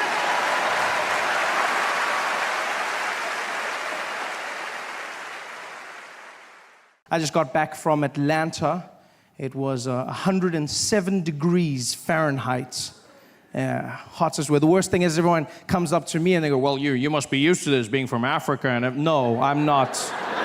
I'm from Africa, but that shit is hot. That was just, no. I was scared to go jogging because I thought if I ran out in the streets and fainted, wouldn't the local news love that? I'd be running and I'd fall down in the heat. They would have their vans reporting live. They'd be standing there going, so hot in Atlanta, even Africans are fainting. So I'm enjoying this. Really happy to be here, you know.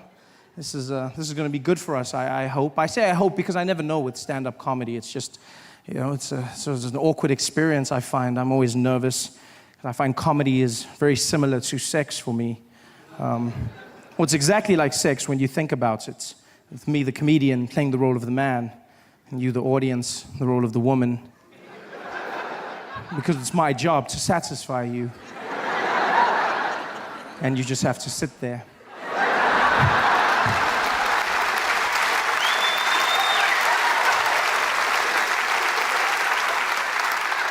And then, just like sex, my success or failure will somehow be determined by how much noise you make during my performance. Which makes it a one-sided affair, I feel, you know? Yeah, I mean, maybe you're the quiet type. I hope we have magic tonight. I hope we create something wonderful. I mean, for many of us, it's our first time together, and that means it might be awkward. I understand this. And if that's the case, I want you to know that I'll look into your eyes, I'll see that I'm freaking you out, and I'll stop. I'll stop, and I'll flip you back over, and we'll go back to the simple stuff. Okay? I've been in America for a few months now, and I'm really just thrown by the place. It's not what I expected at all. Different from the brochures and the pamphlets. There's many assumptions I had about America before I came here, and I've come to learn that those were wrong. For one, I just assumed people spoke English here. It's far from it. It's not, you know what, it's not so much the language, so much as the pronunciation of words that throws me off. It's just what Americans have done with the language. You guys have just, wow, you've done something. You've put 22s on the English language. You've got rims that says, pimp my language. That's what you've gone with, you know? I don't understand. I was chatting to this woman downtown the other day. She came up to me and she wanted me to see something. I don't know what though. She was like, oh my God, look over there. I said, look over what? She's like, over there. Look at that her. And I said, her? She's like, no, her. There's two of them? I understand nothing, even the small words, just the pronunciation, you know, small things that get you by. For instance, I pronounce the opposites of uncle as aunt. I say my aunt. Out here, you say my aunt, which to me is an insect, which made me look like an ass when my friend told me his aunt died. And I was like, so what? There's tons of those out there. What a great way to end a friendship. I couldn't get help the other day when searching for a battery for my remote control, because that's what I say, battery, a small form of power. So in America, you say battery, which to me is a different form of power. Sponsored by Chris Brown.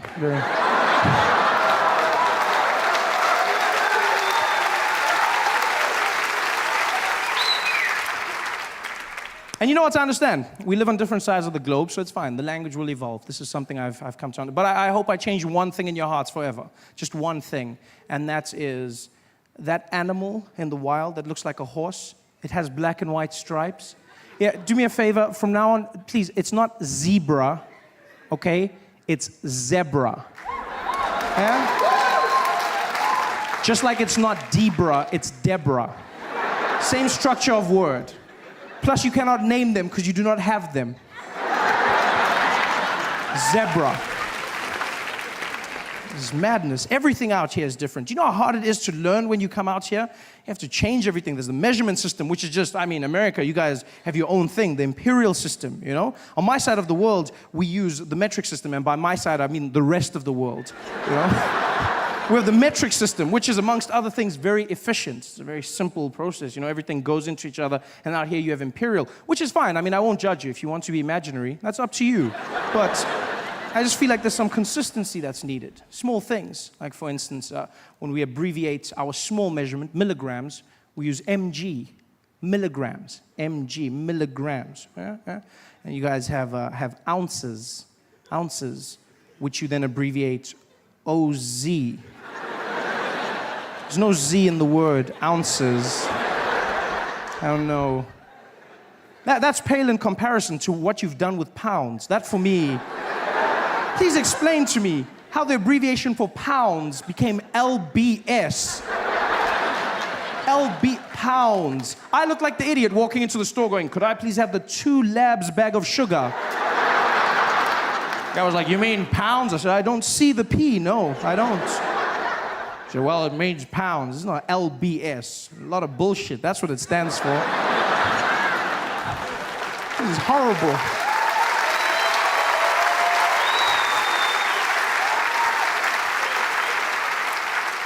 In fact, it's crazy. You do realize the imperial system is so inefficient that even American drug dealers have switched over to metric. Even drug dealers got to the point where they said, we need some order, we're going with metric. And I honestly thought this was an anomaly. I thought, you know what, this is just one of those things, it's a coincidence, but it's not. Americans do not care about abbreviation nor the English language. They don't give a damn. I learned this in the small things. Like for instance, when I was in Tennessee, I stumbled on an organization known as the Ku Klux Klan. You heard of them? Worst magic show ever. Guy gave me a pamphlet. He was like, come and see the Grand Wizard. Grand Wizard, the Grand Wizard. Didn't do one trick. Not even one trick. I noticed a few black people disappear, but that's not magic. No, that's just Reaganomics. I wasn't impressed by that. Like, where's the magic? I sat there forever. These guys running around in their sheets. Yeah, the KKK, as they're affectionately known. Has nobody bothered to tell them ever that you do not spell clan with a K? Nobody stopped. Even in America, clan is spelt with a C. The Ku Klux Klan, they're the KKC, not the KKK. You realize that? Ku Klux Klan. C. In fact, the name is wrong, the whole thing, the Ku Klux parts of it. That's just horrible, because they got that, as you know, from ancient Greece. It was Kuklos Alphion, meaning a circle of brothers. And that's how they got their name. They called themselves a Greek circle of brothers, which is wrong for 2 reasons. One, if your sole purpose as an organization is to hate black people, don't you find it strange that you've now named yourself the Circle of Brothers?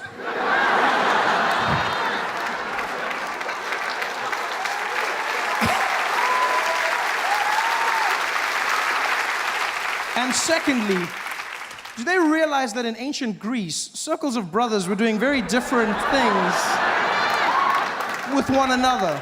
Very loving, very, yeah. If they were really a Greek circle, the sheets would be a bit higher up, just more of a, yeah, maybe one more hole. They're not I love it. I have no problem with these things. I will learn them. I'm willing to take this in my stride. Because that's not why I came to America, not to analyze the English language. No, I came to America because I always wanted one thing, and that is, I always wanted to be black. You laugh, but it's true. That's all I ever wanted. I grew up in South Africa during a time known as apartheid. And for those who don't know, apartheid was a law in South Africa that made it illegal for black and white people to interact with each other, If you did that, then you would get into trouble. So, for instance, this black young lady here sitting with the white guy, if you did this in South Africa, then they'd arrest you guys. You couldn't, during apartheid, you couldn't, well, they'd arrest the black girl. They just ask you not to do it again. And so this was awkward for me because I grew up in a mixed family, Well, with me being the mixed one in the family. My mother's a black woman, South African, and my father's Swiss, from Switzerland. So he was a white man, and basically, well, he still is a white man. It's not like It's not like he changed. Sorry, I said was, like through hard work and determination, he became black, which is not, that guy's looking at me like, is that possible? It's not, no, sir. You're fine. You're 100% fine. Your position of privilege is just the way it was. Although it would be something, though, if you could work so hard you became black. That would just be, wouldn't it? That would change the workplace forever. You see guys walking into their office talking to the boss. Jim, I think I'm going to take a few days off. I don't know. I feel it coming on. Yeah, I've been putting in some overtime, and I don't know, man. I just, yeah. Look, I mean, the wife's loving it, but I can't take a chance. I just filled out a new loan application, and my credit's looking real good, so I'm gonna take a few days off. Yeah. No, you're fine, sir. My father is alive and still very, very white. From Switzerland, my mother, Xhosa woman from South Africa, yeah. And they got together during this time, which was against the law, but they didn't care, you know? They were mavericks. They were just, they fought the man. My mom was like, woo, I don't care, I want a white man, woo! And my dad was also like, well, you know how the Swiss love chocolate, so he was just... he was in there. And so they got together, and they had me, which was illegal. So I was born a crime, which is something they never thought through, because as a family, we couldn't live normally together, you know? Like in the streets, my father had to walk on the other side of the road, and he could just wave at me from far, like a creepy pedophile. And then my mom could walk with me, but if the police showed up, then she'd have to let go of my hand, drop me, and act like I wasn't hers. Every time, just so we wouldn't get caught. Be like, woo! She'd be like, I don't know. It was horrible. I felt like a bag of weed.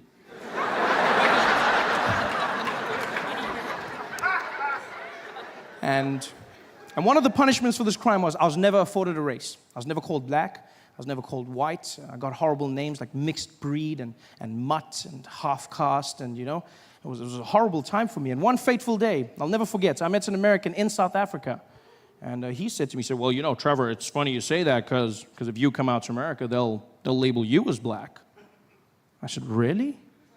And he was like, hell yeah. Oh yeah, everybody's black out there. And I was like, wow, well, I want to be black. And I found out it's true. Mixed race people are categorized as black in America. Yeah. The only catch is, and nobody tells you this, you have to be liked and successful first. Before then, they say you mixed. You achieve success, and you get upgraded to black. All the famous mixed people do it. Singers, like Alicia Keys and Mariah Carey, yeah? Mixed, but then they say black singers.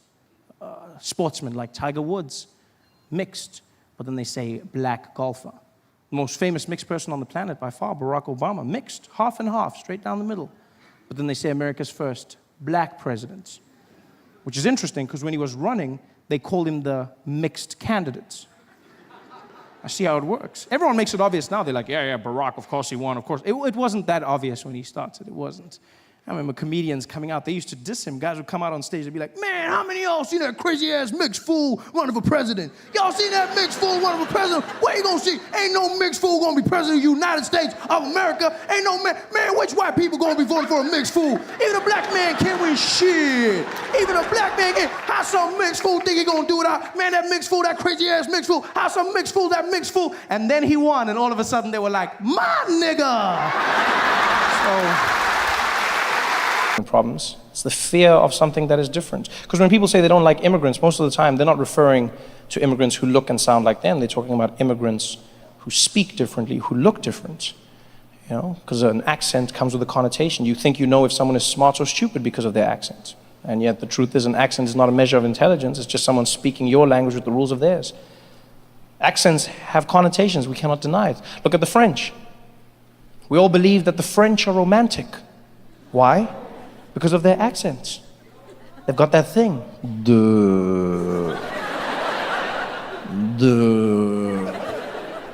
I was thinking that maybe we could,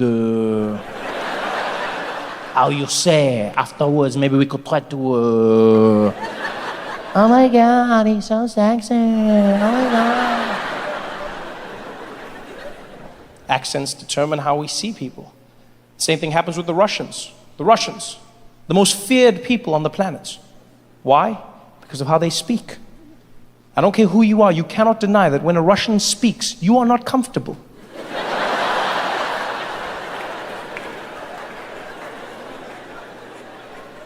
As soon as they open their mouths, yeah, go to kill you, break you. I destroy your family. Even if they say nice things, it still sounds menacing and dangerous. Yeah, fluffy rabbits and teddy bears. Happy Valentine's Day. Sounds like a threat. You don't mess with the Russians. I don't care who you are, where you are in the world, you do not mess with the Russians because of that accent. All of us in the world are afraid of the Russians. They do that thing when they speak. It strikes fear into the hearts of men. And you see it every single day. Look at what happened at the Olympics. We found out that the Russians have been doping for the last 4 or 5 Olympics. Olympic Committee banned them, confidently as well, while they were in Zurich. We here at the Olympic Committee feel that Russians may no longer participate in the Olympic Games due to their doping practices. And they are now hereby uninvited from the Games in Rio and banned hitherto and into the future. Thank you very much. And the Russians were like, what did you say? Well, the truth is, you know, the Olympics is for everybody, yeah? You can come when you want. And I mean, you know, who am I to ban you? Yeah, this is for all of us. Okay, I see you in Rio. Okay, yeah, Wiedersehen, bye-bye. Everyone's afraid of the Russians. You see it when it comes to geopolitics. Look at what happened in the Ukraine. Russia took a piece of another country, annexed Crimea, no provocation, no reason. Out of nowhere, the Russians were just like, yeah, I like. And the whole world, what did we do?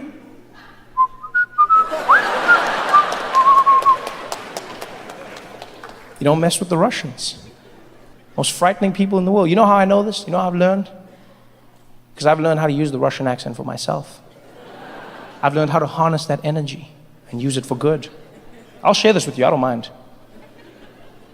I'm not particularly comfortable in the house at night by myself. What I'm trying to say is I'm afraid of the dark.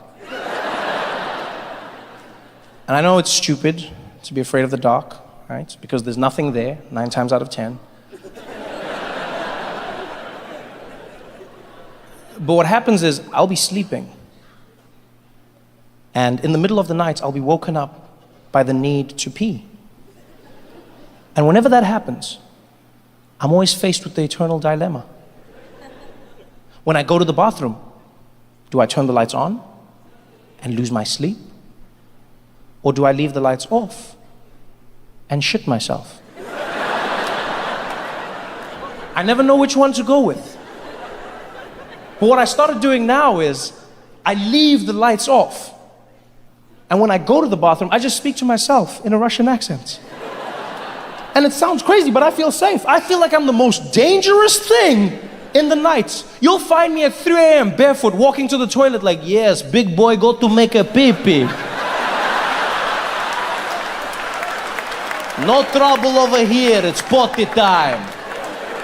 I feel safe. I feel like even if there's a monster under the bed, I'll be like, is that a Russian?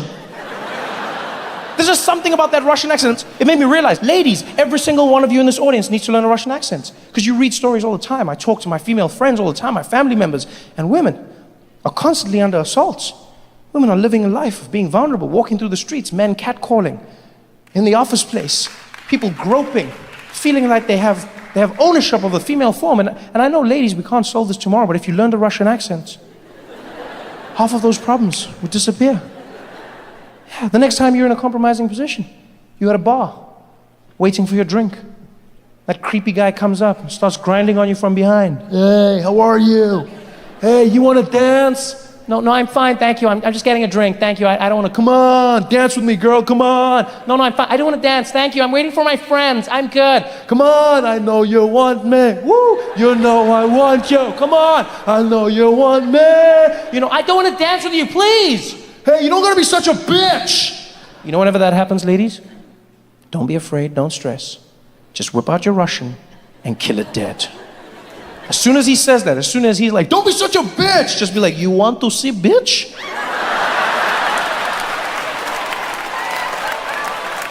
Done. Sober up and walk away. Use it for anything, ladies. Anything. At work, in the streets. Use it at home. Doesn't have to be life or death. Could be a mild annoyance. Yeah. Next time you're in bed, you're trying to get to sleep, but you can't. Because there's this horny little rabbit behind you.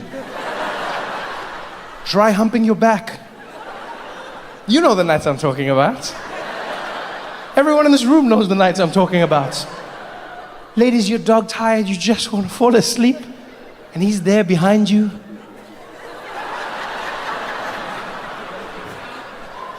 Baby. Baby.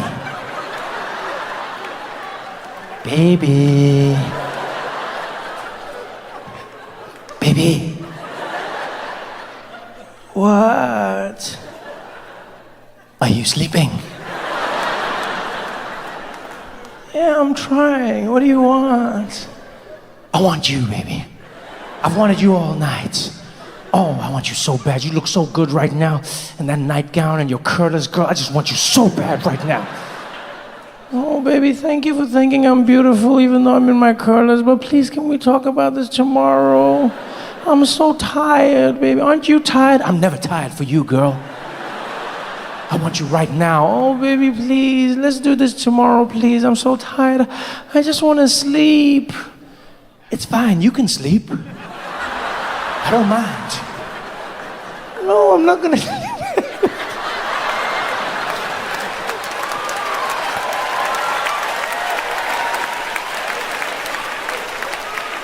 Yo, for real, ladies, can I just say, men are creeps. On behalf of all men, I apologize because we are disgusting creeps, every single one of us.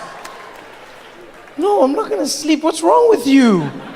What are you talking about? What do you mean, what's wrong with me? I just want you. Is that so bad? No, baby, I'm just tired. Yeah, but you said when we left the show, you were like, oh, that was fun, we had a good time. And then we were driving home, and then you were like, oh, I can't wait to get you back. Yeah, I know I said that, and I did. I wanted to, but then I got into bed. I didn't even realize how tired I was, baby. Please, I promise you, I'm not. Oh, you do this to me all the time. What am I supposed to do now, huh? What am I supposed to do? Look at me now. Do you know how hard it is to have blue balls? Do you know how painful this is? Huh? What am I supposed to do now with this? What am I? And you know, ladies, I love how guys talk about an erection like it's something we bought at the store and we can't return.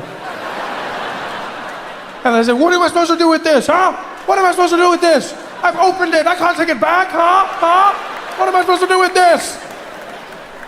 Whenever that happens, ladies, you aren't fighting the man, you're fighting his horniness. It's gonna turn into a fight that's gonna spoil your week, maybe your month. Don't let it happen. Just get your Russian out and kill it dead. As soon as he starts losing it, you're doing this all the time, you reject me, I just want you, and just be like, okay, okay. Show me what penis can do, let's go. Make action, lover boy. Done. Problem solved. Even the penis will be like, you know what, you're right. I told him, but he wouldn't listen to me. I don't even know how we got to this point, to be honest, because you see what had happened was, he called me, and he was like, come out, there's a party, and then I came out, and then I was like, you're sleeping? He's like, oh no, don't worry, I'll wake up. Then I was like, don't wake her up, because you know me, I don't wake you up. I'm here like 5 times a night, I've never woken you up. I don't know why he woke you up. I'm gonna be chilling. In fact, I had some stuff to do, so you should go back to bed because I respect you. In fact, I had some paperwork that I'm gonna be handling in my office, so if you need me, you know where to find me. But he shouldn't have done it in the first place. I just wanna apologize for that because I don't think you should ever have to be in a situation where a man is pressuring you when you should stand up to them and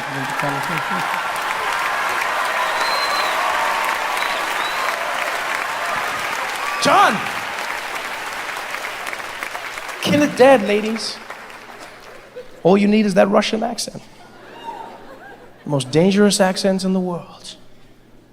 And yet, strangely enough, I found the Russian language does not make me fear at all. Strangest discovery I made. The Russian accent makes me fear. The Russian language does not. Because a language is something someone else speaks. An accent is me interpreting how they're using mine. It's a completely different thing. I was walking through the streets one day, there was a man on the phone, a Russian guy, speaking to someone in English. Sounded like he was setting up a drug deal. And then he switched into Russian, and it was the strangest thing that happened in my brain. He was walking, and he was like, yeah, Vlad, the guys go to bed, okay, at 3 o'clock. Yeah, you go to tell me when you get the package. Afterwards, I go to let you know what's happening. No, Vlad, no, listen, Vlad. Нет, Vlad, vai dash ракетчина, нет? Вы точно отверяете. Нет, вот сейчас все пьянот. Нет, который не ведет. Фиамат, короче, нет. Нет, вы точно, спасибо, короче, да. That was the weirdest thing in my head. In my head, he instantly went from international criminal to immigrant. Instantly. I wasn't afraid anymore. It was the strangest thing. He was just a normal person in my mind because Russian doesn't frighten me. If anything, Russian just sounds like a DJ is scratching on a turntable. That's all I hear when I hear Russian. It sounds like a DJ took a turntable and is scratching English like, yeah, Vlad, the guys go to bed, okay, 3 o'clock, okay? Yeah, you got to let me know when you get the package. Afterwards, the guys go to call me, okay? Yeah, don't worry about that. I'll let you know what's happening. No, Vlad. No, listen, Vlad.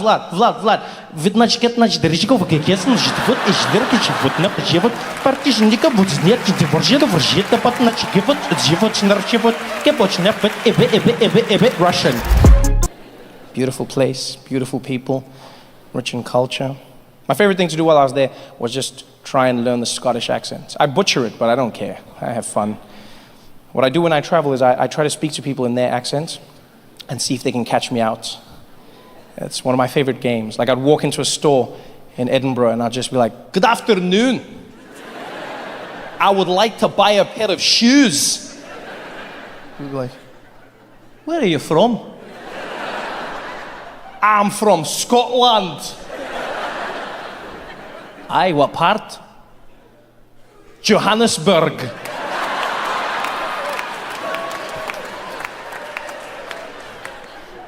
I love it though. I love accents not just because they sound fun and it's an interesting thing to do. I love accents because I'm always impressed by how much power they have over us, over our minds. You know, when someone speaks a certain way, it changes how we feel about that person. You know, for good and for bad. We do it all the time. You know, you see some people in the streets, they speak to you, you think of them a different way. You see world leaders, they speak a certain way, you think of them a different way. You know, Barack Obama, one of the greatest examples of that. Everything about Barack Obama was by far the coolest president that has ever existed. Just everything about the man, you know? That confidence, the smile, the swag. Like, you know, when you notice Barack, like, I would notice it in the small things. Like when he'd step out of Air Force One. He did it like no other president in the world. Normally presidents step out of their airplane in like a frumpy manner. Like, you know, there's no class or skill. Just like come out. But Barack, he wouldn't step out, he'd emerge. He'd emerge like he was stepping out of the plane and into a music video. You know, he'd just do that thing where he'd come out.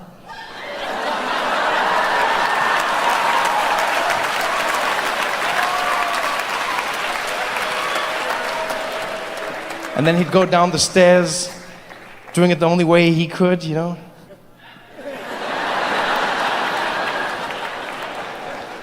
The way he descended, it almost looked like every time he hit the ground, he was just gonna go into verse 1, you know? Just straight in, just like, girl, I wanna take you there, give you my Obamacare.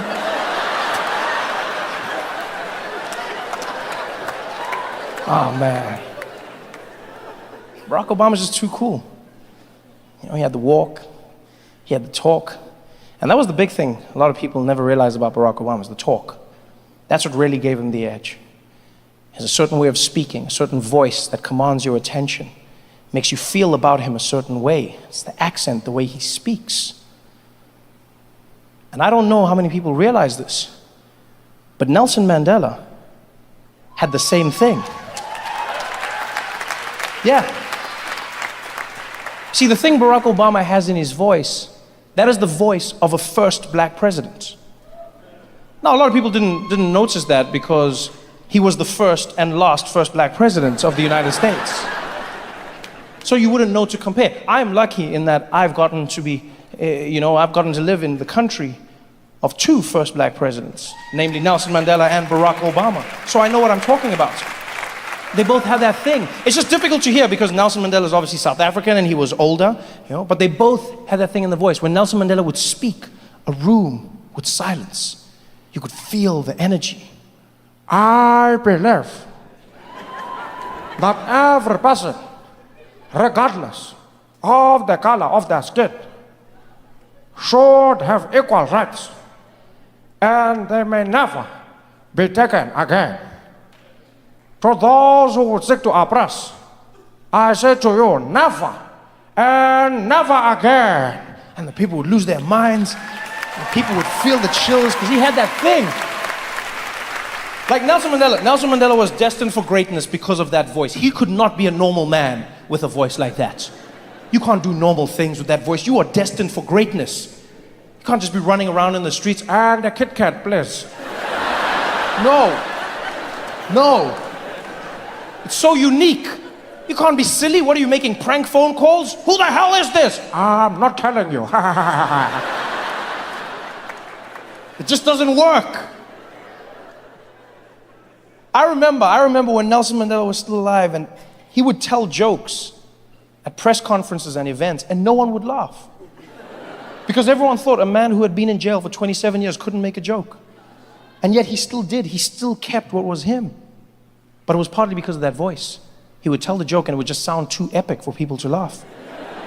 Everything he did, it'd just be like, knock, knock. He'd be like, let him in. No. You must say, who's there? He is so right. We've always got to ask, who's there? Who's here? Who are we? Oh my God. It was because of that voice. The first black president voice. And I'll never forget the day I saw a picture of Barack Obama meeting Nelson Mandela for the very first time. It's a beautiful image, and it's of the two men in silhouettes. In Chicago, Nelson Mandela sitting in a chair, Barack Obama leaning over him. And this was way back in the day. This was before Barack Obama was a blip on the presidential radar. He was a junior senator. Not many people knew his name.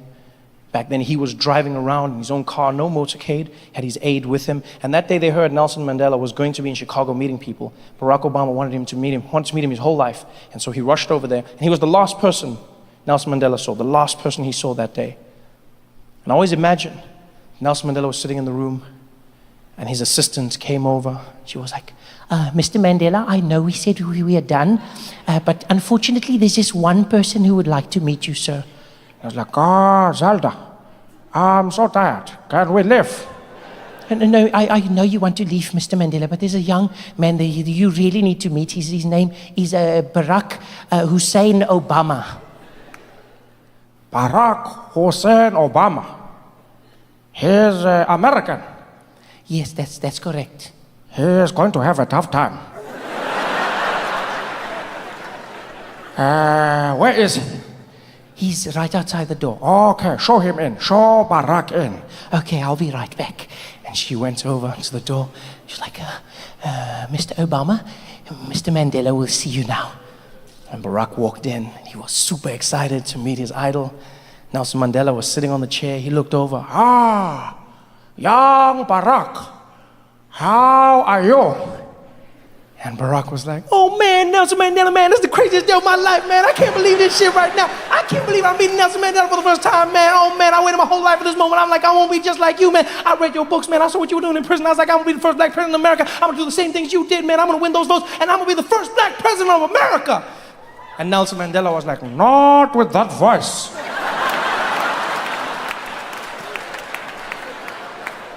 You will scare the white people.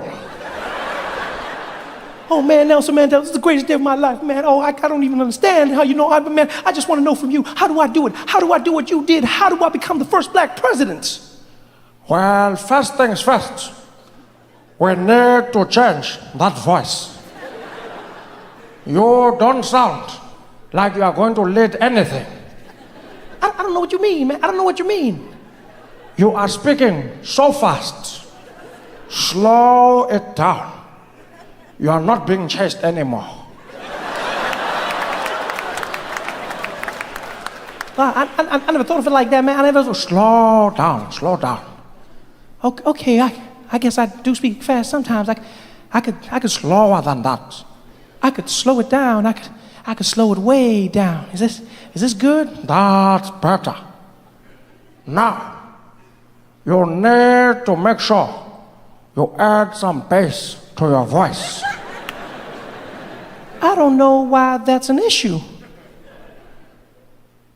Imagine if I spoke like this.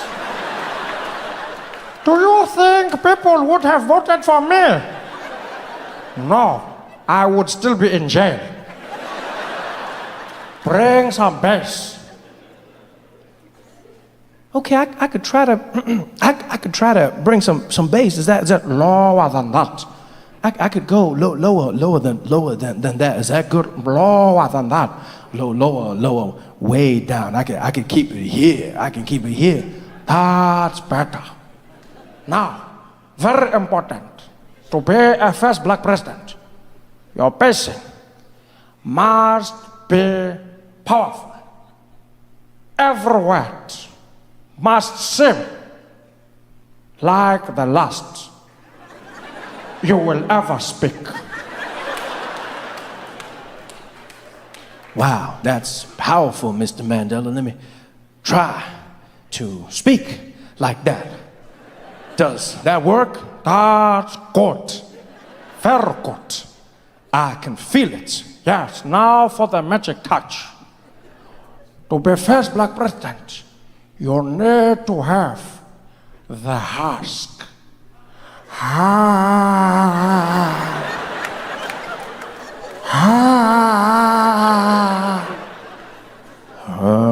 No more husky.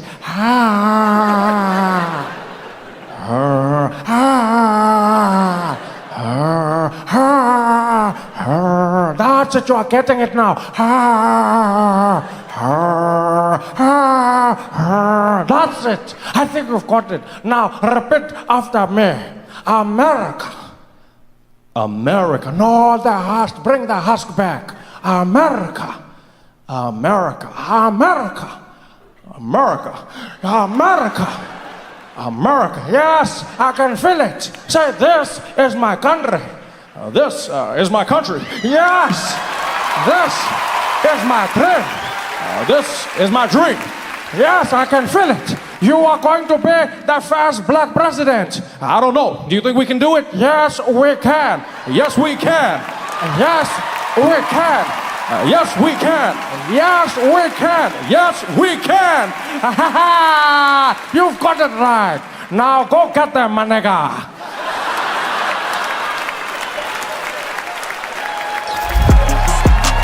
Rhetoric, but if you expanded your view, you realized that the rise of nationalism is taking place all over the world. In Austria, in Australia, in England, that was what Brexit was all about, right? They made it seem like it was about the economy, but it wasn't. The truth was, it was fundamentally people who wanted their country back. It never went anywhere, but they still wanted it back. I saw people on the news talking to the BBC. That's why I'm voting for Brexit. That's why I'm voting for Brexit, right? Because this bloody country is going to the dogs, right? This bloody country, and I want Britain back. That's why we're voting for Brexit, because we want Britain back. From who? From who? Britain is like 95% white. Who do you want it back from?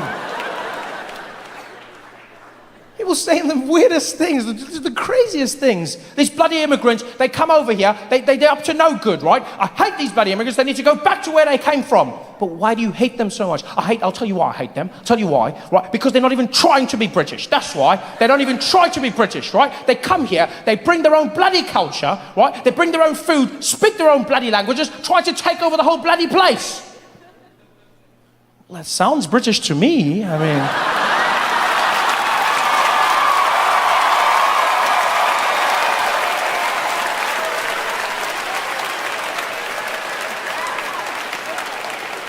If there's one country, if there's one nation in the world that has no right to complain about immigration, it's Great Britain. If there's one nation in particular You do understand, they created the problem that they are now dealing with. They went out and colonized the world. At one point, half of the globe was controlled by the British Empire. Do you understand how insane that is? They went around colonizing from pillar to post. People didn't care about them. No one was trying to find the British. The British were the ones traveling the world, telling everyone of their existence, knocking on doors. Hey, we're the British, follow us. It's basically ancient Twitter, that's what that was.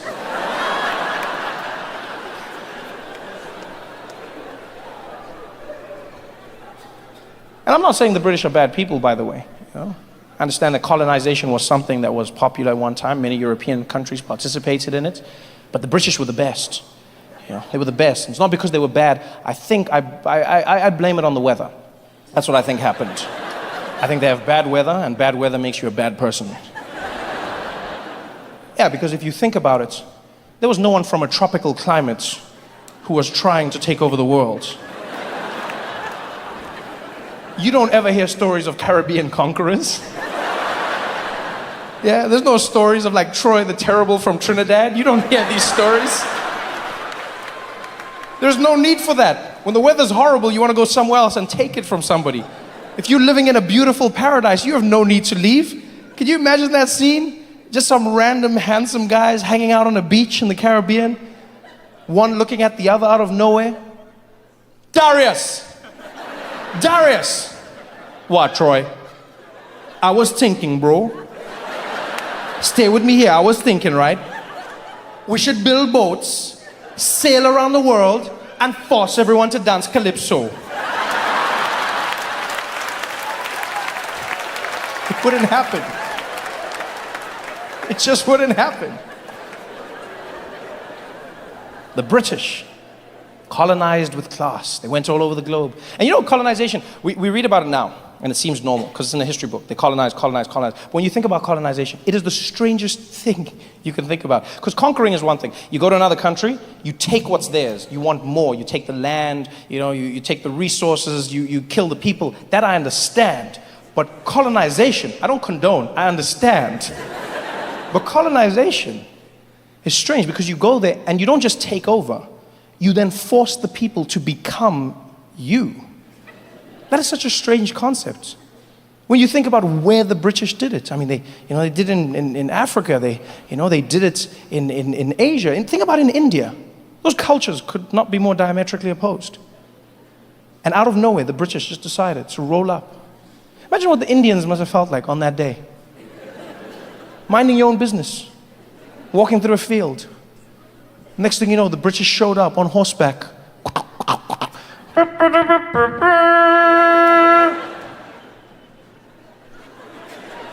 Hear ye, hear ye. By order of Her Majesty the Queen, we have arrived. You over there, what is the name of this land? This land over here? This is called India. Well, my good man, I am here to tell you that India is now under the British Empire.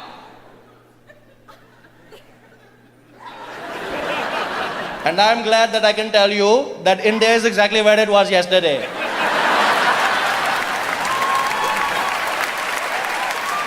No, I feel you're not understanding what I'm saying. I'm letting you know that we're here to colonize you by order of the Queen. Who is the Queen? The Queen of England, the ruler of Great Britain. She who was ordained by God. Which God? God. The one true God. There are many gods, my friend. What is the name of your God? There is only one God, and his name is God, and you too shall worship him. You want me to worship a God, but you don't want to tell me his name? What are you talking about? There are many gods, okay? There is Shiva, there is Lakshmi, there is Hare Krishna, there are many gods. What is the name of your God? His name is God. You don't know the name of your God? It's just God. Is it like mommy or daddy? You want me to worship your God, but you don't want me to tell me his name, huh? How am I going to pray to him? What do I do? Every morning I go to wake up and I pray like, oh, dear God, I was hoping that maybe God, you could help me. No, sorry, not you, other God. No, other God. No, not wrong God. No, God, I was trying to talk to other. No, you're right. I should have asked for her first name. No, God. No, other God, please. No, God behind that God. No, not you today, God. Other God. You're right. He told me he would know I was talking to, and I don't. No, other God, please. That God on that. No, that God. Then I wonder why my prayers are not getting answered, huh?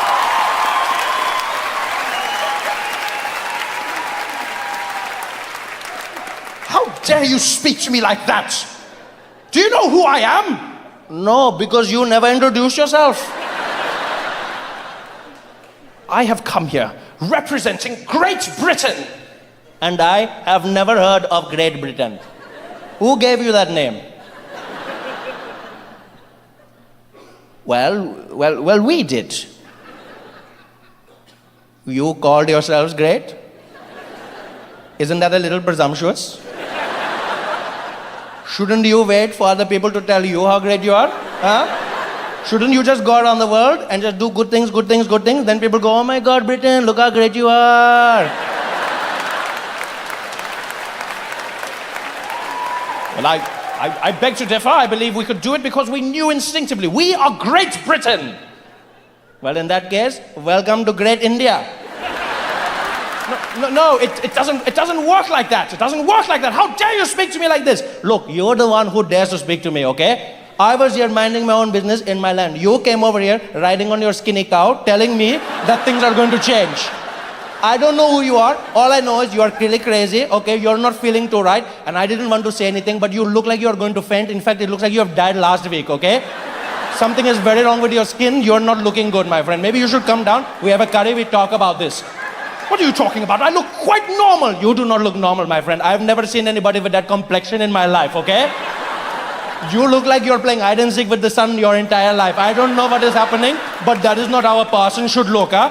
I can see your veins pumping through your skin right now. Do you know how creepy that is? Pumping. If I was your doctor, I don't need X-ray machine. I just go, what is problem? It is your kidney. How do I know? Because you're translucent. That is how I know. Damn you, we are going to run this country whether you like it or not. We are not going to do anything you tell us. You're a madman. We are going to take it. You're not taking. We're going... She's all yours. Take. Don't play nice. Take. And that's how the British took over. That's how they took over India.